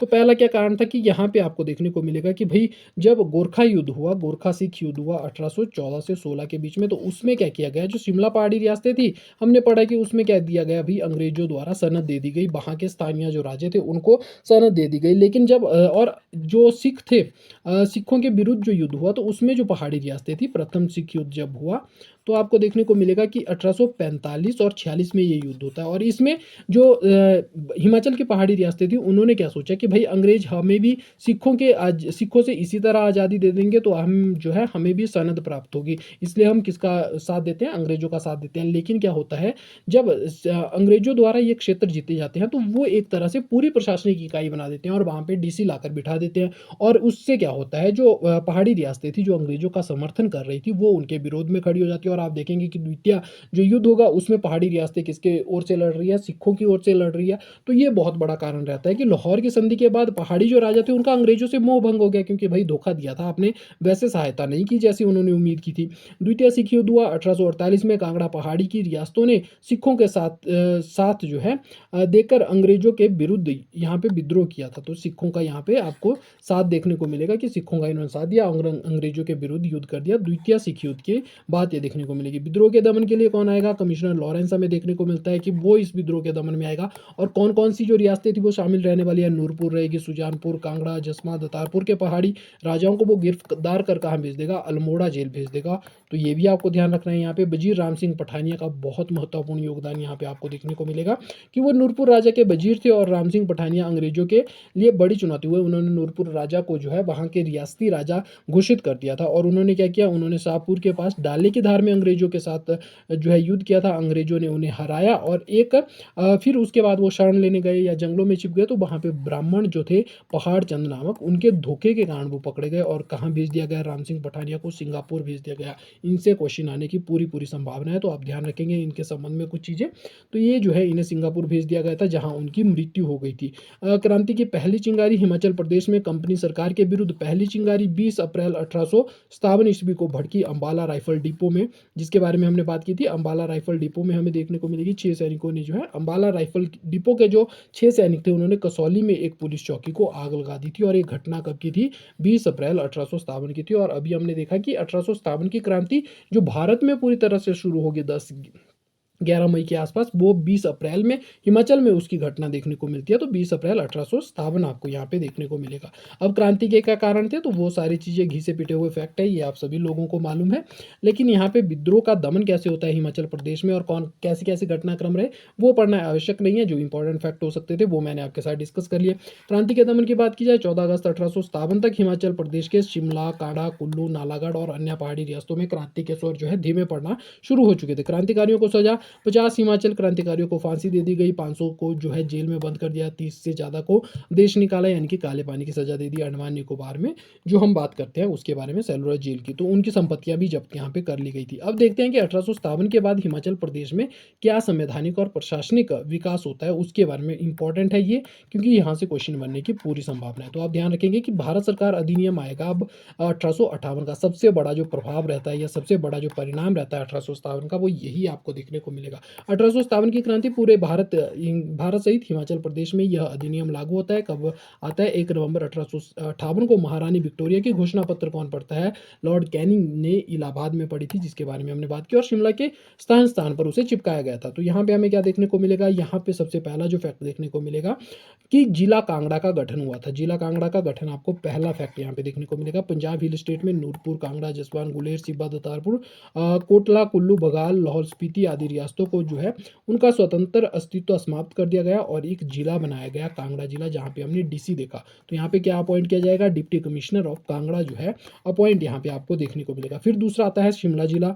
जिला शिमला में क्या होगा, तो शिमला जो हिल स्टेट्स थे उनमें जतोग, सवाथू, कसौली, डगसाई, कोटखाई, बरौली, सनाबर तथा शिमला शहर के अलग अलग क्षेत्रों को मिलाकर जिला शिमला बनाया गया। यह क्षेत्र डिप्टी कमिश्नर शिमला के सीधे नियंत्रण में था। इसमें डलहौजी एवं बकलो छावनी क्षेत्र अंग्रेजों के प्रत्यक्ष नियंत्रण था। तो यहाँ पे आपको देखेंगे कि डलहौजी और बकलो वाला क्षेत्र भी आपको अंग्रेजों के डायरेक्ट, तो ये दूसरा पॉइंट रहने वाला है। ये तीसरा आप देखेंगे, अन्य रियासतें जैसे सतलुज के आर पार की रियासतों के लिए आपको देखने को मिलेगा। इनके लिए क्या किया गया, शिमला हिल स्टेट तथा सतलुज के अधीन। तो एक्चुअल में दो चीज़ें आपको यहाँ पे देखने को मिल रही है कि भाई जो पहाड़ी रियासतें हैं वहाँ पे तो आपको क्या देखने को मिल रहा है, सुप्रिटेंडेंट देखने को मिल रहे हैं, सुपरिटेंडेंट आपको देखने को मिल रहे हैं। और जो डायरेक्ट क्षेत्र ब्रिटिश के कंट्रोल में है हिमाचल प्रदेश का, वो किसके, वहाँ पे आपको क्या देखने को मिल रहे हैं, वहाँ पे डीसी देखने को मिल रहे हैं, चाहे वो फिर डीसी कांगड़ा की बात हो या डीसी शिमला की बात हो, वो आपको यहाँ पे देखने को मिल रहे हैं। और कौन कौन से क्षेत्र थे, वो जिला शिमला पर कौन शासन कर रहा है, तो डीसी शिमला, और कांगड़ा पर डीसी कांगड़ा आपको देखने को मिलेगा। तो क्षेत्र मैंने आपके साथ डिस्कस कर लिया।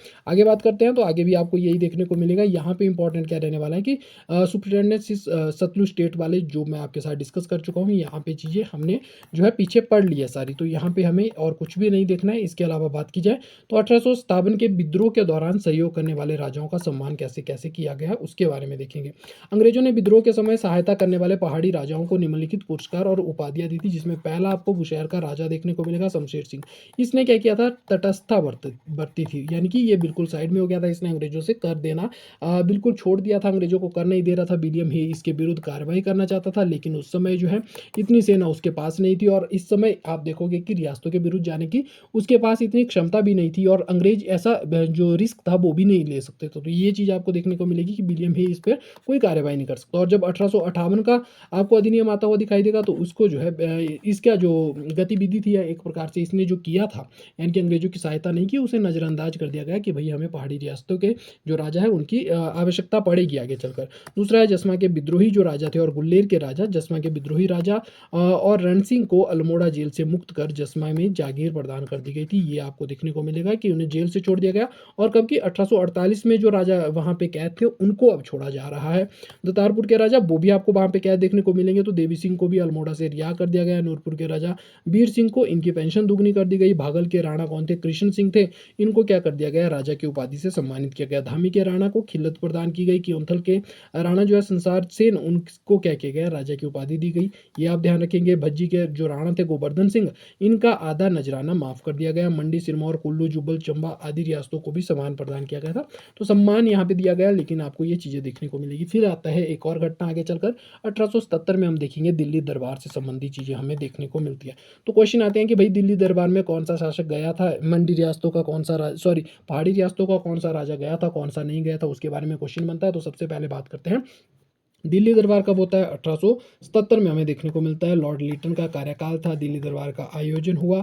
इसमें चंबा का राजा कौन जाता है, श्याम सिंह जाता है, मंडी का राजा विजय सेन जाता है, और बिलासपुर का राजा हीराचंद जाता है। तो तीन राजा आपको ध्यान रखने हैं। तो इससे कैसे याद रख सकते हैं आप, तो आप जो है इसे मैं ऐसे याद रखता हूँ, चंबा से इसे याद रखता हूँ। तो आप भी चंबा से याद रख सकते हैं कि चंबा से च से चंबा, म से मंडी, और ब से क्या रहने वाला है, बिलासपुर। तो इस तरह से आप इसे याद कर सकते हैं कि इनके ही पहले में हमें शासक जाते हुए दिखाई देंगे। दिल्ली दरबार में कौन जाते हैं, इस दरबार में कलकत्ता के स्थान पर दिल्ली को राजधानी बनाने की बात कही गई थी, और दिल्ली में एक भव्य दरबार आयोजित किया गया था। हम पढ़ते हैं 1911 में कि बंगाल विभाजन की जो घोषणा थी उसका भी यहीं पे रद्द किया गया था। तो बहुत सारी चीज़ें। तो यहाँ पे कुछ और व्यक्ति जो ऑडियंस के रूप में बैठे थे वहाँ पे, तो सिरमौर के राजा अमर प्रकाश आपको देखने को मिलेंगे, बिलासपुर के राजा अमरचंद देखने को मिलेंगे, क्योंथल के राजा राजा जो है विजय सेन, सुकेत के भीमसेन, चंबा के भूरी सिंह, बघाट के दिलीप सिंह, जुब्बल के भगत चंद हमें देखने को मिलेंगे। तो इन कुछ राजाओं ने जो है वहाँ पे भाग लिया था। यानी कि आप ऐसे समझ सकते हैं कि जब जो जॉर्ज पंचम थे या उनकी जो रानी आए थे मेरी, उनके द्वारा जब घोषणा की जा रही थी कि भाई हम बंगाल जो विभाजन है उसको वापस लेते हैं, तो उसके प्रत्यक्षदर्शी कौन थे, ये सभी लोग जो है वहाँ पे दर्शक मात्र बैठे थे। अब बात करते हैं दूसरा जो टॉपिक आपके उसमें सिलेबस में है, वो है बेत बिगार रीत से संबंधित। तो वो हम देखने वाले हैं कि बेत, यहाँ पे आप ध्यान रखेंगे बेत क्या था, बेत नहीं बेत आपको देखने को मिलेगा, बेट या बेत आप देख सकते हैं। तो बेत प्रथा में निम्न जातियों से किस प्रकार का कार्य करवाया जाता था, तो बिना पारिश्रमिकी के द्वारा निम्न जातियों से जब ऊपरी जातियों द्वारा क्या किया जाता था, बिना वेतन दिए उनसे श्रम करवाया जाता था, तो वो हमें देखने को मिलेगा कि उसे बेट प्रथा कहा जाता था। इससे संबंध में आगे देखेंगे चीज़ें और भी महत्वपूर्ण, लेकिन यहाँ पे कुछ फैक्ट है आपका नॉलेज टेस्ट करने के लिए, आप उसके अकॉर्डिंग चीज़ें देख सकते हैं। शिमला हिल स्टेट ने बेत प्रथा को पूर्णतः कब समाप्त किया था, तो कब 1943 में हमें ये देखने को मिलती है, 24 अगस्त में 1943 में ये घटना हमें देखने को मिलेगी। बेगार प्रथा का कौन सा स्वरूप पूर्व निर्धारित दिनों के लिए जो है लिया जाता था, यानी कि पहले से निर्धारित जो बेगार प्रथा थी वो कौन सी थी, तो हमें अतवार बेगार वो देखने को मिलती है, अतवार या अतवार बेगार जो है हमें देखने को मिलती है। ऑप्शन नंबर बी प्रश्न का सही आंसर रहने वाला है। आगे बात करते हैं हेला बेगार किस अवसर पर लिया जाता था, तो हेला बेगार की अगर बात की जाए तो ये हमें किस अवसर पर देखने को मिलता है, जन्म, मृत्यु, विवाह जैसे अवसरों पर, मतलब विशेष आयोजन में, चाहे वो कोई सैड कार्यक्रम हो या किसी खुशी का इजहार करने के लिए किसी अन्य तरह के जो कार्यक्रम होते थे, मतलब पूरी साल नहीं बल्कि कुछ स्पेशल ओकेजन्स पे आपको देखने को ये मिलेंगे, तो उसे कहा जाएगा हेला बेगार। तो ये आप यहाँ पे ध्यान रखेंगे। ऑप्शन नंबर सी प्रश्न का सही आंसर रहेगा। 1854 में रामपुर बुशहर में धूम आंदोलन किसके विरोध में हुआ था? तो आपको देखने को मिलेगा बेगार और राजस्व व्यवस्था के विरोध में हमें देखने को मिलता है। 1854 1859 के आसपास भी ये देखने को मिलेगा। 54 तो नहीं, 59 के आसपास का होगा ये। 54 से तो जो यहाँ पे बंदोबस्त हमें देखने को मिलता है वो एक कारण रहेगा आगे चलकर उसका। तो 1859 आप इसकी तारीख कीजिएगा। 1909 में मंडी के धूम आंदोलन का नेतृत्व किसने किया था? तो मंडी का धूम आंदोलन कौन नेतृत्व करेगा? सरकाघाट के शोभा सिंह आपको देखने को मिलेंगे। शोभा राम या शोभा सिंह जो है आपको इसका नेतृत्व करते हुए दिखाई देंगे। बेगार प्रथा के उन्मूलन के लिए कोटगढ़ क्षेत्र में आंदोलन किसने चलाया था? बहुत इंपॉर्टेंट क्वेश्चन आपको देखने को मिलेगा। कोटगढ़ क्षेत्र में कौन थे? सत्यानंद स्टोक्स हमें देखने को मिलते हैं। कैथू जेल में भी कैथू जेल और उसके बाद महात्मा गांधी के विचारों से प्रेरित होकर इन्होंने काफी सारा काम किया था बेथ और बेगार प्रथा को समाप्त करने के लिए। बेट और बेगार प्रथा का अंतिम अंत कब हुआ था? तो अंत कब होता है ये? तो मैंने बात की 24 अगस्त 1943 को हमें देखने को मिलता है। ऑप्शन नंबर सी प्रश्न का सही आंसर रहेगा। नेक्स्ट है 9वां क्वेश्चन, रीत क्या थी? रीत क्या थी? तो रीत आपको देखने को मिलेगी विवाह के समय पति द्वारा पत्नी को दी जाने वाली राशि कहते थे। तो ये ऑप्शन नंबर बी आपको यहाँ पे देखने को मिलेगा। इसके बारे में थोड़ी और चीजें हम आगे चलकर डिस्कस करेंगे। डॉक्टर वाई एस परमार ने रीत विवाह को किस प्रकार का विवाह बताया था? तो आपको देखने को मिलेगा कि एक प्रकार का अनुबंध विवाह इन्होंने कहा था कि भाई एक प्रकार का कॉन्ट्रैक्ट है ये, बाकी और कुछ भी नहीं है। रीत प्रथा में तलाक की प्रक्रिया को क्या कहा जाता था? तो यहाँ पे आपको देखने को मिलेगा छठ कराई उसे बोला जाता था या छेद कराई बोला जाता था। मतलब एक तरह से छोड़ देना एक दूसरे को, वो चीज़ आपको यहाँ पे देखने को मिलेगी। 12वें क्वेश्चन की बात की जाए, सिरमौर में रीत प्रथा को किस नाम से जाना जाता था? तो सिरमौर में आप देखेंगे कि रीत प्रथा को जाना जाता था खिंदत के नाम से। ऑप्शन नंबर बी प्रश्न का सही आंसर रहने वाला है। रीत प्रथा के विरुद्ध 1924 में आंदोलन किस संस्था ने चलाया था? तो 1924 में आंदोलन कौन चलाएगा? हिमालयन विद्या प्रबंधी सभा के द्वारा चलाया जाएगा। प्रबंधनी सभा जो रहेगी हिमालयन विद्या प्रबंधनी सभा के द्वारा 1924 में आपको आंदोलन जो है शुरू होता हुआ दिखाई देगा। ऑप्शन नंबर बी प्रश्न का सही आंसर रहेगा। राणा दिलीप सिंह ने रीत प्रथा के विरुद्ध कानून कब बनाया था? तो राणा दिलीप सिंह का जो कानून रहने वाला है वो 1917 में आपको देखने को मिलेगा। ऑप्शन नंबर ए प्रश्न का सही आंसर रहेगा। रीत प्रथा को समाप्त करने के लिए 21 पहाड़ी राज्यों ने सम्मेलन कब किया था? तो 1926 हमें तारीख देखने को मिलेगी। ऑप्शन नंबर सी प्रश्न का सही आंसर रहेगा। रीत प्रथा का एक सकारात्मक प्रभाव क्या था? तो आप देखेंगे यहाँ पे बेगार में वृद्धि थी, तो जी नहीं। बाल विवाह में वृद्धि थी, जी नहीं। विधवा विवाह को स्वीकार्यता मिली थी, वो हमें यहाँ पे देखने को मिलता है कि इस तरह से चीज़ें। ऑप्शन नंबर सी प्रश्न का सही आंसर रहने वाला है। तो अब थोड़ा थोड़ा जो है इन चीज़ों के बारे में, वास्तविकता में ये क्या थे उस चीज़ों के बारे में जान लेते हैं। तो बेथ प्रथा की अगर बात की जाए तो उच्च जातियों द्वारा निम्न जातियों से बिना किसी मजदूरी के जबरदस्ती श्रम करवाना क्या कहलाता था? बेट कहलाता था। ये चीज़ आप ध्यान रखेंगे। प्रभावित वर्ग कौन था इसके अंतर्गत? जो कोली थे, बाडी, डूम, चनाल जैसी जो निम्न जातियाँ थी उनके लोगों से यहाँ पे आपको देखने को मिलेगा कि खेतों में या अन्य जगह जैसे घास लाना या भैंसों या पशुपालन करवाने में जो है इनकी मदद लेना, मदद नहीं एक प्रकार से फोर्स करना इनको, वो हमें देखने को मिलेगा कि उसे कहा जाता था। खेतों में काम करने के लिए कोली जाति के लोगों को भूमि का मालिकाना हक नहीं दिया जाता था। ये चीज़ आप ध्यान रखेंगे। और यहाँ पे एक इंपॉर्टेंट टर्म आएगी कि भूमि जो मालिक थे वह भूमि जिसे बासा कहा जाता था, वहाँ के लोगों को बिना मजदूरी के सेवा प्रदान करते थे। तो ये इंपॉर्टेंट रहने वाली है कि भूमि मालिकों की जो जहाँ पे आपको ये लोग वेट करते हुए दिखाई देंगे उस भूमि को क्या कहा जाता था? तो उसे बासा भूमि कहा जाता था। शिमला गैजेटियर के अनुसार कोटखाई क्षेत्र के कितने 96% जो भूमि जमींदारों के पास थी जहाँ निम्न जातियों का शोषण का सामना करना पड़ रहा था। तो लगभग 96% जो क्षेत्र था वो किसके पास था? जमींदारों के पास था। और कोटखाई क्षेत्र की ये बात है, तो आप समझ सकते हैं कि भाई वहाँ पर किस तरह से इनका शोषण किया जाता था। इसके बाद बात करें तो इनकी सेवा के क्या क्या प्रकार थे, तो उसमें हमें देखने को मिलेगा कि इनको जो है सेवा के बदले में क्या मिलता था, वो चीज़ आपको देखने को मिलेगी। तो भोजन मिलता था, प्रतिदिन इन्हें भोजन दिया जाता था, साल में 2 जोड़ी कपड़े मिलते थे। नगद भुगतान अगर हो तो फसल के हिस्से में बदले में केवल 12 से 18 रुपये प्रति वर्ष का नगद भुगतान किया जाता था। तो ये चीज़ें हमें यहाँ पे देखने को मिलती है। इसके अलावा आप देख सकते हैं कि कितनी जो है ये भयानक व्यवस्था हमें देखने को मिलती है।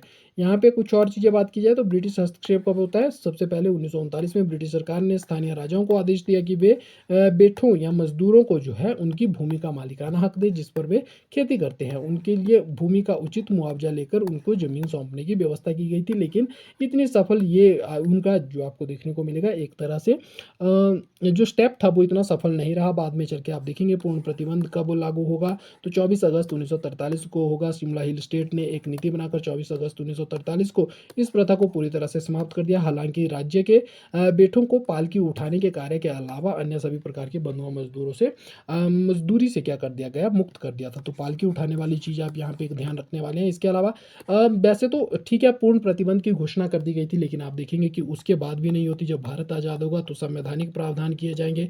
आर्टिकल आप देखेंगे 23वां 24वां, उसमें बात होगी। और उसके अलावा अगर बात की जाए तो आपको देखने को मिलेगा कि कई सारे कानून भी बनेंगे इसके विरोध में, लेकिन वर्तमान में भी ये व्यवस्था चलती हुई आपको दिखाई देगी। बस फर्क इतना है कि उसने नकदी का रूप ले लिया है, मतलब अब श्रम के बदले में थोड़ा ज़्यादा मेहनताना उन्हें मिल जाता है, लेकिन ये व्यवस्था कहीं ना कहीं आपको आज भी देखने को मिलेगी इन क्षेत्रों में। तो ये चीज़ आप यहाँ पे ध्यान रखेंगे। बेगार प्रथा, बिना मजदूरी के काम की बात हो रही है, तो बेगार में अगर बात की जाए, उच्च जातियों और राज्य प्रशासन द्वारा निम्न जातियों से बिना पैसे के काम करवाना ही बेगार प्रथा है। इसमें अर्थवार बेगार की हम बात करें कि कुछ पूर्व निर्धारित दिन होते थे साल में कुछ की, ठीक है भाई 3 महीने आपको काम करने आना है तो आना ही पड़ेगा, 6 महीने काम करने को आना पड़ेगा तो आना पड़ेगा। सामान ढोना, डाक पहुंचाना, चौकिया चेक पोस्ट की रखवाली करना, ये सारी चीज़ें हमें देखने को मिलेगी। हेला बेकार क्या थी, तो यह विशेष अवसरों पर दी जाती थी, राजा द्वारा लिए जाने वाला ये बेगार था। जैसे जन्म हो गया, मृत्यु हो गया, शादी हो गया, कोई और आपको आयोजन देखने को मिलेगा, उस सारी चीज़ों में देखने को ये मिलता है। बेगार के विरुद्ध कुछ आपको दुम भी देखने को मिलेंगे। दुम आंदोलन क्या थे, तो दुम आंदोलन आपको देखने को मिलेंगे कि इसमें क्या होता था, जो पहाड़ी लोग थे वो चुपचाप अपना सारा चाहे वो कृषि का कार्य हो या अन्य कार्य हो, अपना घर बार हो, सब छोड़कर जंगलों की ओर प्रस्थान कर जाते थे। जब जंगलों की ओर प्रस्थान कर जाएंगे तो भाई राज्य की इनकम के जो साधन थे, यानी कि किसान ही थे उस समय, तो वो कहाँ चले गए, वो जंगलों में चले गए। तो राज्य की जो इनकम थी वो आना बंद हो गई। तो अब राजा जो है उनकी डिमांड्स को मानना शुरू कर देगा। तो बहुत अहिंसा का बहुत ज़्यादा पुराना, आपको गांधी जी से भी पुराना यहाँ पे आपको जो है एक तरह से उदाहरण देखने को मिल रहा है। तो ये चीज़ यहाँ पे रहने वाली है। रामपुर बुशहर 1854 में किसानों ने ब्रिटिश राजस्व व्यवस्था और बेगार के विरुद्ध में खेतों में काम करना बंद कर दिया था। सिरमौर की बात की जाए 1880 में, हम देखते हैं कि किसानों ने दुम की तर्ज पर आंदोलन चलाया। भागल में 1905 में अर्थवार जो बेगार थी, अथवार बेगार जो थी उसके विरुद्ध। और मंडी में आप देखेंगे 1909 में शोभाराम, जो शोभाराम थे या शोभा सिंह थे, उन्होंने मंडी में दुम आंदोलन चलाया था। समाप्ति कैसे होती है, तो वही बात है 1939 का आप ध्यान रखेंगे। वैसे तो हम इसके बारे में आगे चलकर पढ़ेंगे, लेकिन आप ध्यान रखेंगे 1939 का जो All India State Peoples Conference था लुधियाना में, जवाहरलाल नेहरू ने इस पर चिंता व्यक्त की थी, जिससे ब्रिटिश जो पॉलिटिकल एजेंट थे उन्होंने 1941 में जांच शुरू करवाई थी। और अंतिम अंतिम अंत कब होता है, तो वही तारीख जिसमें बेथ और बेगार दोनों को समाप्त कर दिया गया था, 24 अगस्त 1943। तो ये डेट आपसे पूछी जा सकती है। रीत की बात करें तो रीत क्या था, वह राशि होती थी जो विवाह के समय पति द्वारा पत्नी को दी जाती थी, उसे रीत कहा जाता था। बायस परमार जी का कहना है कि यह एक प्रकार का क्या है, कॉन्ट्रैक्ट मैरिज है, जिसे आपसी मुआवजा देकर तोड़ा जा सकता है। तलाक की प्रक्रिया क्या कहलाती थी, छेद कराई या छड़ कराई कहलाती थी। यदि पति पत्नी के संबंध खराब हो जाते हैं तो लड़की अपने मायके चली जाती है। यदि लड़की का पिता पहले पति को रीत की राशि और 1 रुपया लौटा देता है तो तलाक पूरा मान लिया जाता है। और इस प्रक्रिया को क्या कहा जाता था, वही छड़ कराई कहा जाता था या छेद कराई कहा जाता है, कि भाई अब अलग हो गए आप लोग। तो ये चीज़ें आपको यहाँ पे देखने को मिलेगी। फिर इसके विरोध में कुछ चीज़ें आपको देखने को मिलेगी, जैसे विरोध में आंदोलन चलता है। हिमालयन विद्या प्रबंधनी जो सभा थी उसके द्वारा शिमला में हिंदू सम्मेलन में इस प्रथा का समाप्त करने की जोरदार मांग की थी। ठाकुर सूरत सिंह, जो यहीं पे आपको देखने को मिलेगा कि उन्होंने 1924 में शिमला हिल स्टेट के सुप्रिटेंडेंट को पत्र लिखकर इस कुप्रथा को समाप्त करने की समाप्त करने की जो है मांग उठाई थी। रीत प्रथा के खिलाफ सरकारी कदम और राजाओं का रुख क्या था, तो पहले तो भाई इनका आपको देखने को मिलेगा कि कोई सख्त कानून नहीं था।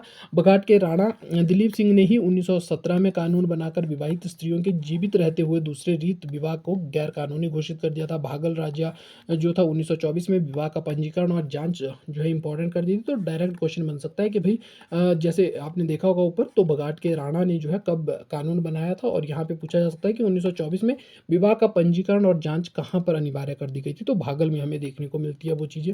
तो उसके बारे में आप ध्यान रखेंगे। राजाओं का विरोध यहाँ पे हमें देखने को मिलता है कि बहुत सारी, केवल 2-3 ही छुटपुट रियासतें आपको देखने को मिलेगी जिन्होंने बोला था कि ठीक है भाई हम रीत विवाह को समाप्त कर रहे हैं। बाकी रियासतों ने इसे नज़रअंदाज कर दिया था और किसी तरह से कोई भी कानून नहीं बनाया था। पूर्ण समाप्ति की बात की जाए, हिमालयन विद्या प्रबंधी सभा और ब्रिटिश सरकार के भारी दबाव के कारण 16 जुलाई 1926 को 21 पहाड़ी राज्यों का सम्मेलन रीत प्रथा को पूरी तरह से समाप्त कर दिया गया। तो यहाँ पे क्या होता है, 21 पहाड़ी रियासतें बैठती है, कानून बनाया जाता है, लेकिन फिर भी जो है उस समय इतना ज़्यादा आप संचार व्यवस्था नहीं देखेंगे। तो जो पिछड़े हुए इलाके थे वहाँ पे तो ये कंटिन्यू रही होगी, लेकिन आप देखेंगे कि इस तारीख को वैसे पूरे हिमाचल से, या जो पहाड़ी राज्य थे, शिमला पहाड़ी रियासतें थी, वहाँ से इन्हें उनकी समाप्ति की घोषणा कर दी गई थी। तो यहाँ पे ये चीज़ें हमें देखने को मिलेगी।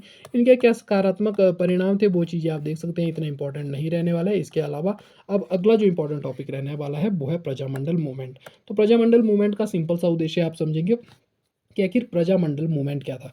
तो प्रजामंडल मूवमेंट आपको देखने को मिलेगा 2 तरह से चीज़ें होती हुई आ रही थी। एक तो ब्रिटिश क्षेत्र था, यानी कि हिमाचल प्रदेश 2 क्षेत्रों में बँटा था। एक जहाँ पे ब्रिटिशरों का प्रत्यक्ष नियंत्रण था, तो प्रत्यक्ष नियंत्रण वाले क्षेत्र में तो आईएनसी काम कर रही थी और वहाँ पे आप देखेंगे कि राजनीतिक चेतना जागृत हो चुकी थी। राजनीतिक चेतना धीरे-धीरे हिमाचल के इस वाले क्षेत्र में आ रही थी। लेकिन जो अप्रत्यक्ष नियंत्रण में क्षेत्र थे, अप्रत्यक्ष नियंत्रण वाले कौन से? जो रियासती क्षेत्र थे या रियासती जो राजाओं के अधीन वाले क्षेत्र थे, वहाँ पे आप देखोगे कि जो राजनीतिक चेतना थी या पिछड़ा हुआ जीवन था, वो आपको यहाँ पे देखने को मिलेगा। तो यहाँ पे इनमें कोई राजनीतिक चेतना नहीं थी, ये किसी प्रकार से आज़ादी की बात नहीं कर रहे थे।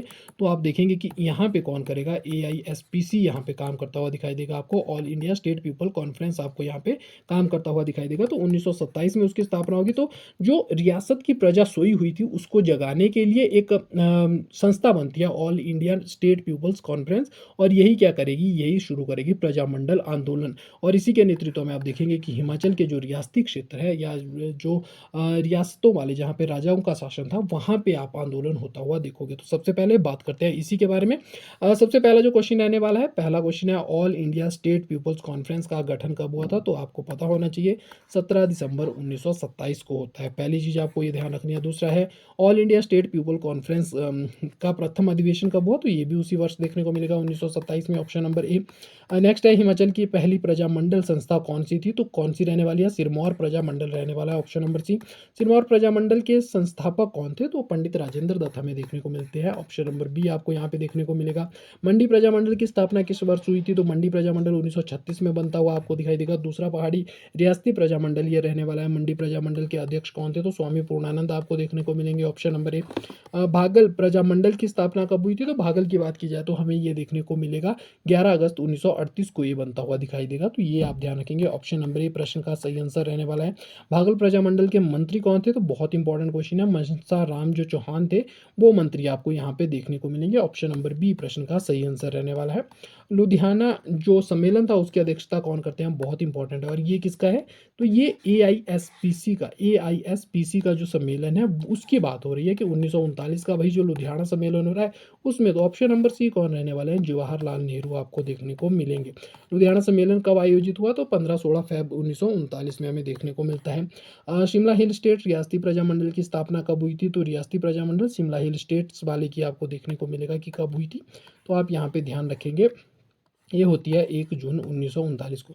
थोड़ा आपको हो सकता है यहाँ पे कन्फ्यूजिंग लग रहा होगा, लेकिन मैं थोड़ा-सा इसको आपको जो है शॉर्टकट करने की कोशिश करूँगा, आपको थोड़ा समझाने की कोशिश करूँगा। तो एक्चुअल में होता क्या है कि एआईएसपीसी नामक संस्था बनती है, पहली बात। दूसरा आपको देखने को मिलेगा कि इसके जो 3 इम्पोर्टेंट सम्मेलन हमें देखने को मिलेंगे। एक तो 1927 का बम्बई सम्मेलन देखने को मिलेगा, पहली बात। दूसरा आपको देखने को मिलेगा लुधियाना सम्मेलन देखने को मिलेगा, और तीसरा आपको देखने को मिलेगा यहाँ पे उदयपुर सम्मेलन आपको होता हुआ दिखाई देगा। ये 1927 में होता हुआ दिखाई दे रहा है, ये 1939 में होता हुआ दिखाई दे रहा है, और ये 1945 में सम्मेलन आपको देखने को मिलेगा। तो यहाँ पे क्या होता है, जब ये वाला हुआ तो इसमें आपको देखने को मिलेगा कि कुछ पहाड़ी जो पहाड़ी क्षेत्र थे या पहाड़ी रियासती क्षेत्र थे, वहाँ के नेता जो थे, थोड़े जागृत लोग जो थे, वो इस सम्मेलन में भाग लेते हैं। तो अब इस सम्मेलन में बोला जाता है कि भैया आप लोग भी क्या करो, एक तरह से अपने जो प्रजामंडल है उनको बनाना शुरू करो, अपनी रियासतों को जो है राजनीतिक चेतना पहुँचाना शुरू करो। तो इसी क्रम में सबसे पहले सिरमौर में आपको जो है जागृति आती हुई दिखाई देगी। सिरमौर क्यों? तो आपको देखने को मिलेगा कि ये यहाँ वाला क्षेत्र है जो अन्य भारत से सबसे पहले आपको टच होता हुआ दिखाई देगा। तो जो भी कुछ भारत वाले अन्य क्षेत्रों में हो रहा होगा वो सबसे पहले कहाँ आएगा? सिरमौर में आएगा। तो राजनीतिक चेतना आपको देखने को मिलेगी, जैसे सबसे पहले बंगाल में आई थी उसी तरह से सबसे पहले आपको सिरमौर में आती हुई दिखाई देगी। पहली बात ये आपको देखने को यहाँ पे मिलेगा। तो सिरमौर उस वजह से। फिर दूसरा कहाँ देखने को मिलेगा? मंडी देखने को मिलेगा स्वामी पूर्णानंद जी के नेतृत्व में। उसके बाद आप देखेंगे कि आगे चलकर जो है अन्य क्षेत्रों में भागल वाले क्षेत्र में देखने को मिलेगा, या भज्जी वाला क्षेत्र जो होगा वहाँ पर देखने को मिलेगा। तो बहुत सारे प्रजामंडल आपको वहाँ पे देखने को मिलेंगे। लुधियाना के बाद क्या होगा? तो लुधियाना के बाद जो 26 शिमला पहाड़ी रियासतें थी वो क्या करेगी? वो अपना एक पूरा जो है रियासती प्रजामंडल बनाने की कोशिश करेगी। तो ये शिमला हिल स्टेट जो रियासती शिमला हिल स्टेट जो हमने रियासती प्रजामंडल की बात की, ये हमें यहाँ पे बनता हुआ दिखाई देगा। अब उसके बाद क्या होगा? लुधियाना के बाद सारे के सारे जो प्रजामंडल थे, यानी कि पहाड़ी हिल स्टेट्स के जो प्रजामंडल थे वो एक हो जाते हैं। हैं और सारे के सारे जो है शिमला हिल स्टेट रियासती प्रजामंडल का निर्माण करते हैं। यहाँ पे ये चीज़ देखने को मिलेगी। फिर आता है उदयपुर वाला सेशन। उदयपुर में क्या होता है, तो आपको देखने को मिलेगा कि यहाँ पे एक इंपॉर्टेंट चीज़ घटित होती है। यहाँ पे आपको देखने को मिलेगा Himalayan Hill state regional council आपको बनता हुआ यहाँ पे दिखाई देगा। ये क्या करेगा, जितने भी ये सारे थे इन सबको एक करके मतलब पूरे हिमाचल का एक आपको रियासती प्रजामंडल बनता हुआ दिखाई देगा। आगे चलकर आप देखेंगे 1947 जून में ये टूट जाएगा। तो इसका जो पहला तो बनने वाला है Himalayan Hill state regional council, और दूसरा कौन सा बनेगा, Himalayan Hill State Sub Regional council बनेगा, जो वाई एस परमार बाद में चलकर लीड करेंगे। और इस तरफ आप देखेंगे सत्यदेव बुशहरी हो गए, भागमल सुहाटा हो गए, स्वामी पूर्णानंद हो गए, वो इस साइड जो पहले से बनी हुई संस्था थी उसके नेतृत्व में रहेंगे। तो ये चीज़ें हमें यहाँ पे देखने को मिलेगी। आई होप आपको चीज़ें पूरी क्लियर हो गई होगी। अब फटाफट से हम क्वेश्चन करेंगे और फिर जो है थ्योरी वाले सेक्शन पे जाएंगे। शिमला हिल स्टेट रियासती प्रजामंडल के प्रथम प्रधान कौन थे, तो प्रथम प्रधान की बात की जाए, शिमला हिल स्टेट की बात हो रही है, तो पंडित पद्मदेव आपको देखने को मिलेंगे। ऑप्शन नंबर सी प्रश्न का सही आंसर रहने वाला है। महलोग प्रजामंडल की स्थापना में महत्वपूर्ण भूमिका कौन थी, हेड की बात नहीं हो रही है, किसने स्थापना में भूमिका निभाई थी उसकी बात हो रही है, भागमल सुहाटा आपको ध्यान रखना है।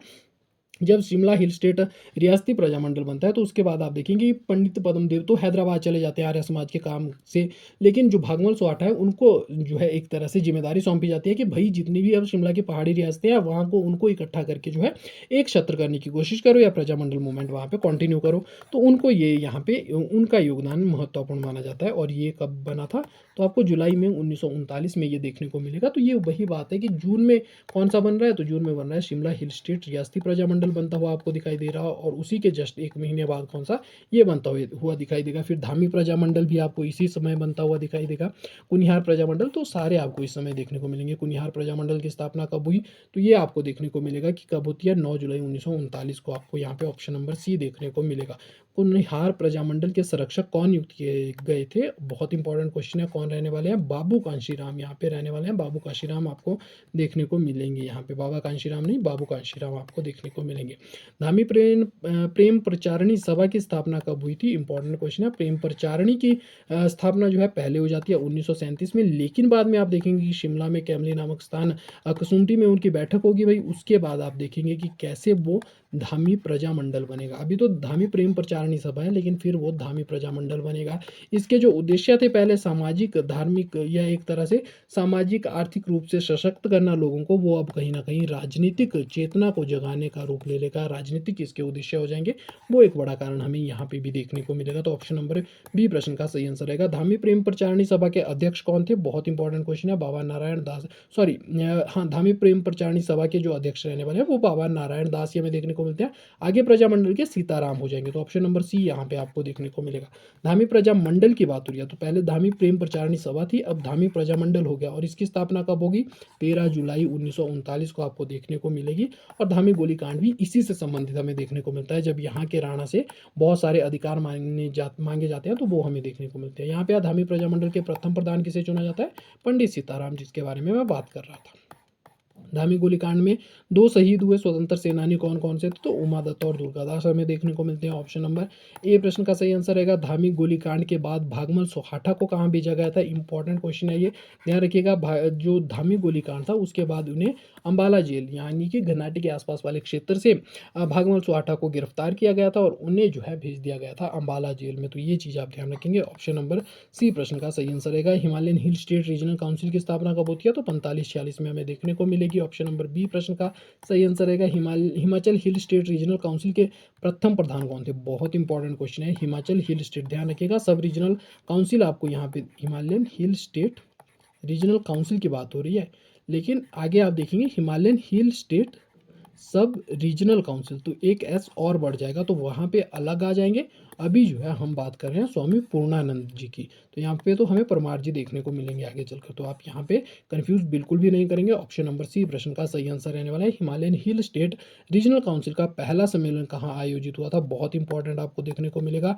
कहाँ रहेगा भाई, मंडी में रहने वाला है। और मंडी में ही आप देखेंगे स्वामी पूर्णानंद जी भी मंडी से ही संबंधित है। मंडी सम्मेलन की अध्यक्षता कौन करते हैं, तो मंडी सम्मेलन जो हुआ था 1946 में Himalayan Hill state regional council का, वो किसने अध्यक्षता की थी? तो दयाल सिंह ढिल्लो, आपको डिल्लो देखने को मिलेंगे। ऑप्शन नंबर सी प्रश्न का सही आंसर होगा।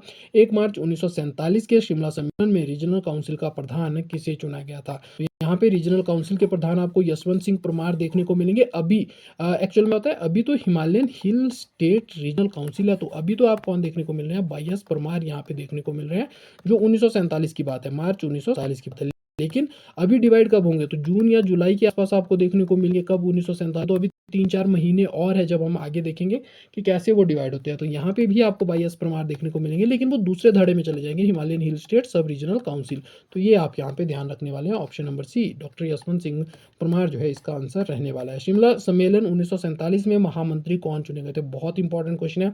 शिमला सम्मेलन में महामंत्री कौन रहने वाले हैं? पंडित पद्मदेव जी रहने वाले हैं। अब आप ध्यान रखेंगे कि वाई एस परमार और पद्म देव जी का नाम, दोनों का नाम साथ साथ चलने वाला है। बहुत इंपॉर्टेंट व्यक्तित्व थे ये हिमाचल के इतिहास के, तो आपको ये साथ साथ ही देखने को मिलेंगे।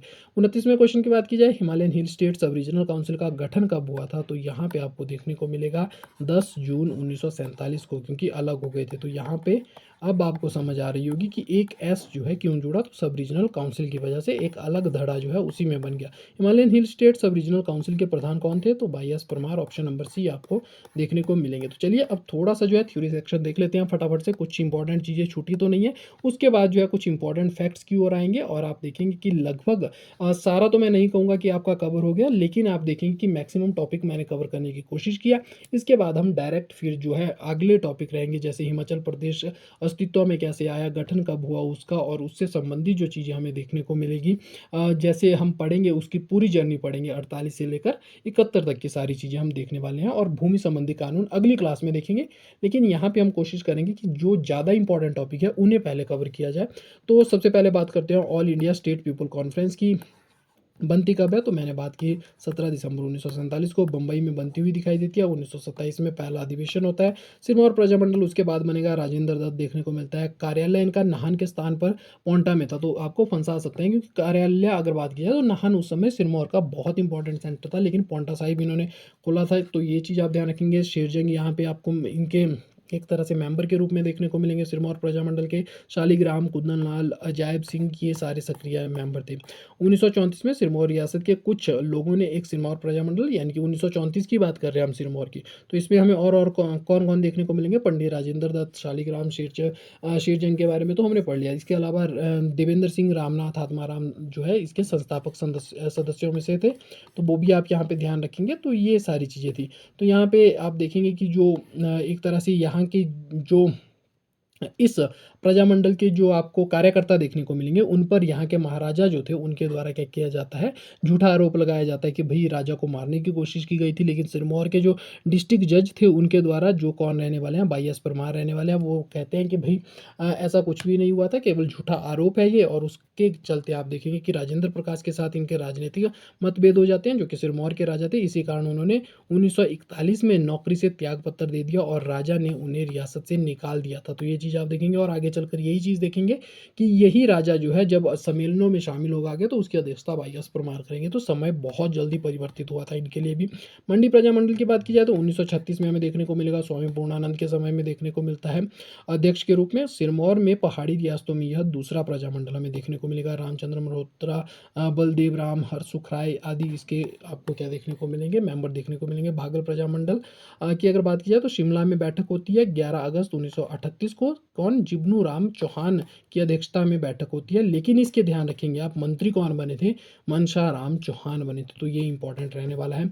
भज्जी में जो प्रजामंडल बना था वो पंडित भास्करानंद के नेतृत्व में बना था। सूरत राम प्रकाश के नेतृत्व में बुशहर में बना था। भागमा सोहाटा के नेतृत्व में जुब्बल में प्रजामंडलों का गठन किया था। फिर आता है लुधियाना अधिवेशन। इसमें बात की जाए तो कब होगा ये दूसरा अधिवेशन, जो मैंने ऊपर आपको फ्लो चार्ट के माध्यम से समझाया था, ये वही बात यहाँ पे आपको देखने को मिलेगी। कौन थे और इसमें शामिल कौन होते हैं? पंडित पद्मदेव, भागमल सोहाटा, मंडी के स्वामी पूर्णानंद, सिरमौर के ठाकुर हितेंद्र सिंह, सदाराम चंदेल, विद्यासागर, विद्याधर, गुलाम रसूल, ये सभी लोग शामिल होते हुए आपको दिखाई देंगे। और हिमालयन हिल स्टेट रियासती प्रजामंडल फिर आगे चलकर बनता हुआ आपको दिखाई देगा।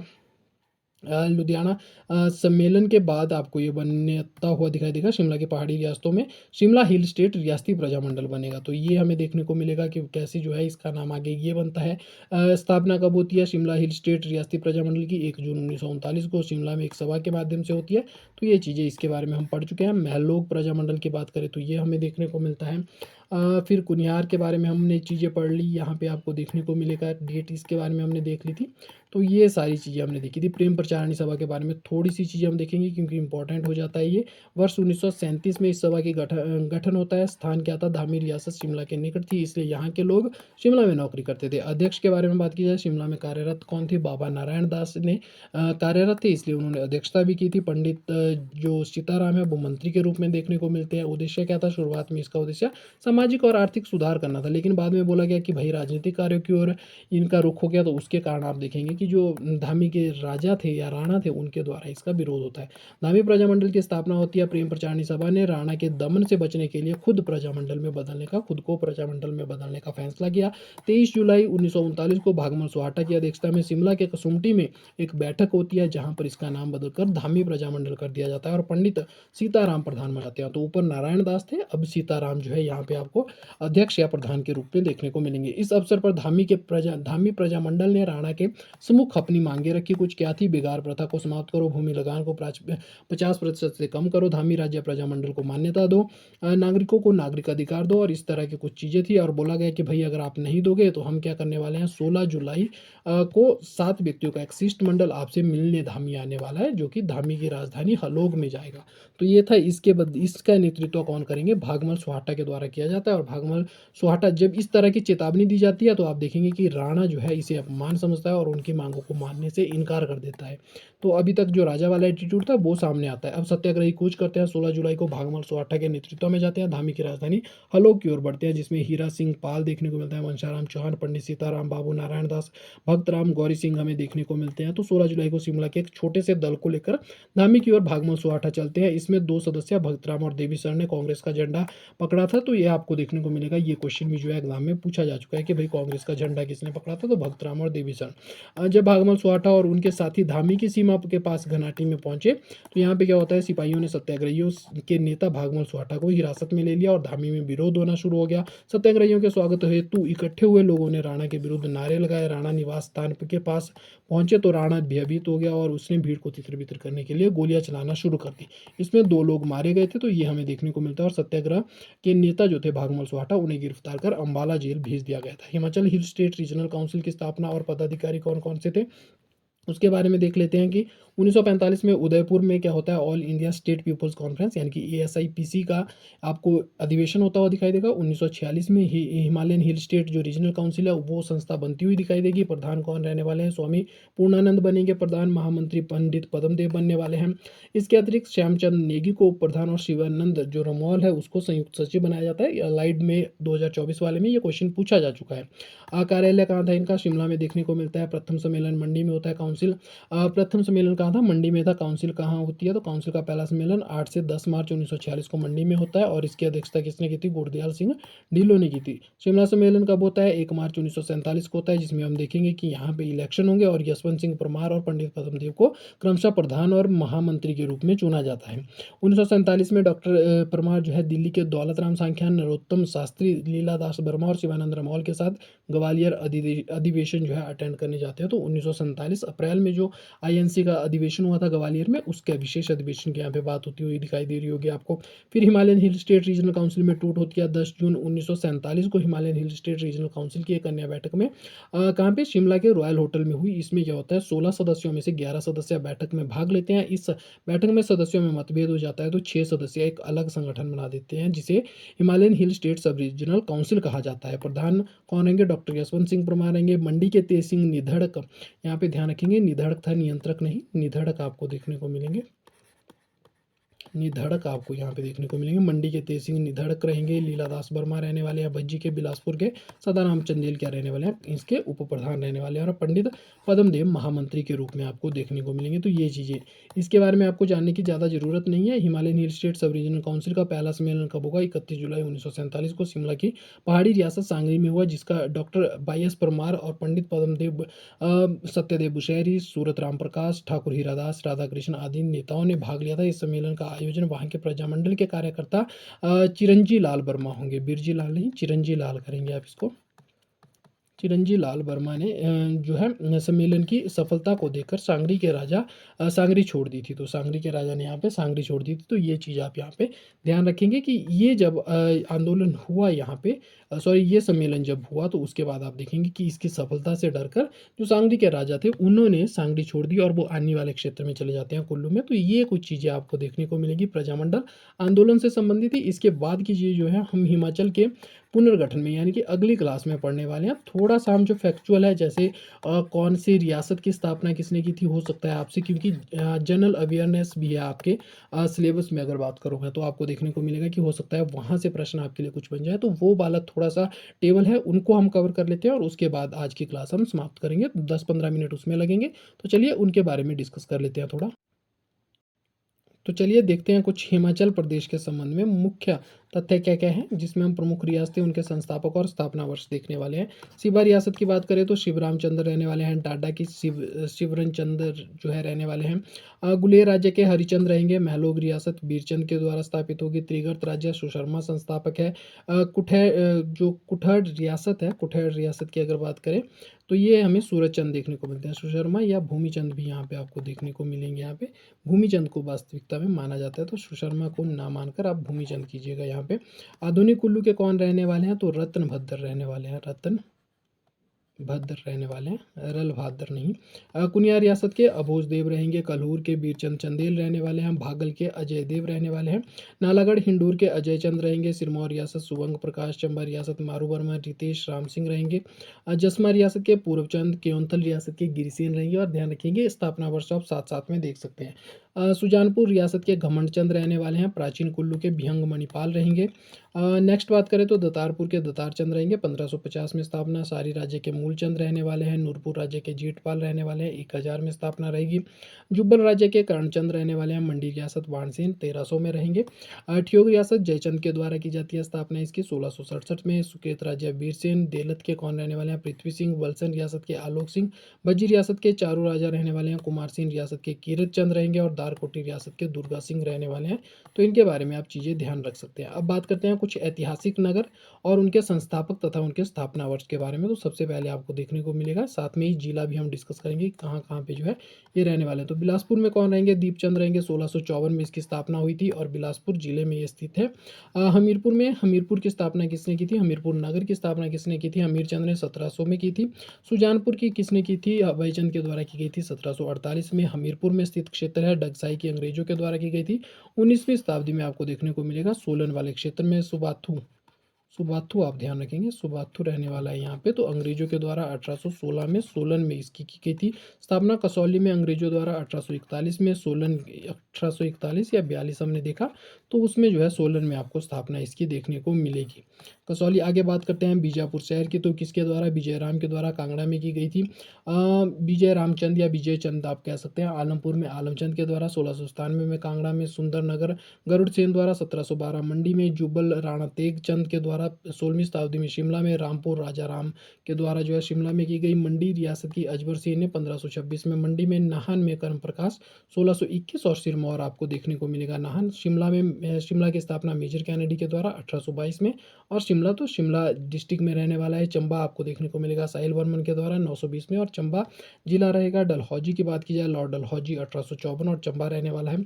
कुल्लू की बात की जाए, भिहंग मणिपाल 1520 में आपको देखने को मिलेगा। कांगड़ा की बात की जाए, सुशर्मा चंद के द्वारा स्थापना की गई थी। तो ये आप ध्यान रख सकते हैं। अब कुछ प्राचीन नाम, प्रमुख नगर तथा उनके वर्तमान नाम क्या है, प्राचीन नाम क्या थे और उनसे संबंधित जिला। तो सुंदरनगर की बात की जाए तो इसका प्राचीन नाम बनेड़ या बारईद देखने को मिलेगा। मंडी आपको इसका जिला देखने को मिलेगा। बैजनाथ की बात की जाए किरग्राम कांगड़ा में आपको देखने को मिलेगा। बिलासपुर रियासत कहलूर बिलासपुर में हमें देखने को मिलेगा। सरहान का पुराना नाम क्या था, तो शोणितपुर था, शिमला में हमें देखने को मिलता है ये। ऊना की बात की जाए जसवान इसका पुराना नाम था, वर्तमान में ऊना में है। नूरपुर धमेरी या धामिन इसका नाम था, कांगड़ा में हमें देखने को मिलता है वर्तमान में। भरमौर की बात की जाए ब्रह्मपुरा में देखने को मिलेगा। और कहाँ पे, चंबा में है। ब्रह्मपुरा जो है इसका प्राचीन नाम था और वर्तमान में चंबा में है। कांगड़ा की बात की जाए कांगड़ा शहर त्रिगर्त नगरकोट में था, या कांगड़ा का जो पुराना नाम था वो त्रिगर्त देखने को मिलता है और कांगड़ा शहर नगरकोट कहा जाता था। कांगड़ा में ये स्थित था। कुल्लू कुल्लू के नाम से जाना जाता था और कुल्लू जिला ये आप समझ सकते हैं। नालागढ़ को हिंडूर के नाम से जाना जाता था, वर्तमान में सोलन में देखने को मिलता है। किन्नौर को चीनी के रूप में जाना जाता था, वर्तमान में किन्नौर जिले में किन्नौर के नाम से प्रसिद्ध है। आगे बात करते हैं हिमाचल प्रदेश की प्रमुख इमारतें, किले एवं लेख हमें कहाँ कहाँ से मिलते हैं और उनकी क्या क्या सूची है। तो इमारत व लेख तथा निर्माणकर्ता स्थान के बारे में बात की जाए, कांगड़ा किला शर्मा चंद के द्वारा बनाया गया था। जातक फोर्ट रणजौर सिंह के द्वारा। नाहन फोर्ट करम प्रकाश के द्वारा। शीश महल एवं मोती महल फतेहचंद प्रकाश के द्वारा। रानी बाग शमशेर सिंह के द्वारा। राविनगढ़ दुर्ग वीर प्रकाश के द्वारा। रानी का कोट दुर्ग सेवंत सेन के द्वारा। सरकपुर दुर्ग सिद्धसेन के द्वारा। दमदमा महल सूरजसेन के द्वारा। कमलागढ़ दुर्ग सूरसेन के द्वारा। शाहपुर किला भक्तमल के द्वारा। मकौट किला सलीम शाह सूर के द्वारा। नगरकोट किले की बात की जाए तो ये सुशर्मा चंद के द्वारा बनाया गया था। जगत खाना और स्वारघाट की बात की जाए तो हीराचंद से संबंधित है। और बिलासपुर आप इस तरफ जो है जिला भी देख सकते हैं। टैंक संगवाना किसके द्वारा स्थापित किया गया था, विजय चंद के द्वारा। रंग महल विजय चंद रहेंगे। छातीपुर किले का निर्माण किसने करवाया था, संसार चंद के द्वारा। झंझियारधार बिलासपुर में करवाया गया था। पत्थर पर लिखित राजघोषणा किसकी, अशोक की, कहाँ मिलती है, कालसी उत्तराखंड में मिलती है। हिंडूर किले की अगर बात की जाए कल्याण चंद के द्वारा नालागढ़ में स्थापित किया गया है। चंबा महल की बात की जाए उमेद सिंह चंबा में हमें देखने को मिलता है। नाड़ा महल जो है उमेद सिंह राजनगर में हमें देखने को मिलता है। तारागढ़ किला जो है जगत सिंह के द्वारा, तारागढ़ यानी कि चंबा में है। और डिबरी कोठी और सैचू नाला पत्थर लेख ललित वर्मा से संबंधित है। पांगी चंबा जिले में देखने को मिलते हैं। और लौह टिकरी पत्थर लेख जो है जसाटा वर्मन के द्वारा चुरा चंबा में हमें देखने को मिलते हैं। तो ये था आपका इम्पॉर्टेंट चीज़ें जो आज की क्लास में हमने डिस्कस की, जहाँ पे हमने देखा कहाँ से लेकर, गोरखाओं से लेकर हमने, या सिखों से बाद की चीज़ें हमने देखी। गोरखाओं की अगर बात की जाए तो गोरखाओं से लेकर लगभग हिमाचल प्रदेश की आज़ादी तक की हमने सारी चीज़ें पढ़ ली। मतलब हिमाचल प्रदेश जो आज़ाद हुआ उसके बारे में हमने चीज़ें देख ली। अब बात करेंगे हिमाचल प्रदेश के गठन से लेकर 1971 तक, जब हिमाचल प्रदेश 1972 तक जब हिमाचल प्रदेश को पूरी तरह से 12 जिले प्राप्त नहीं हो जाते, तो उसके परिप्रेक्ष्य में अब हम चीज़ें देखने वाले हैं। और साथ में ही हम अगली क्लास में भूमि सुधार आंदोलन देखेंगे, तो इनके बारे में हम चीज़ें डिस्कस करेंगे। तो आई होप आज आपको जो है आज की क्लास पसंद आई होगी। आई नो चीज़ें थोड़ी ज़्यादा जो है फास्ट हुई और बहुत सारी चीज़ें कवर करने को थी, तो आई थिंक इतना ज़्यादा मैं शायद आपको डिलीवर नहीं कर पाया होऊंगा चीज़ें, लेकिन फिर भी मैंने अपनी साइड से पूरी कोशिश की। आई होप आपको क्लास अच्छी लगेगी। Thank you so much for listening me. Bye.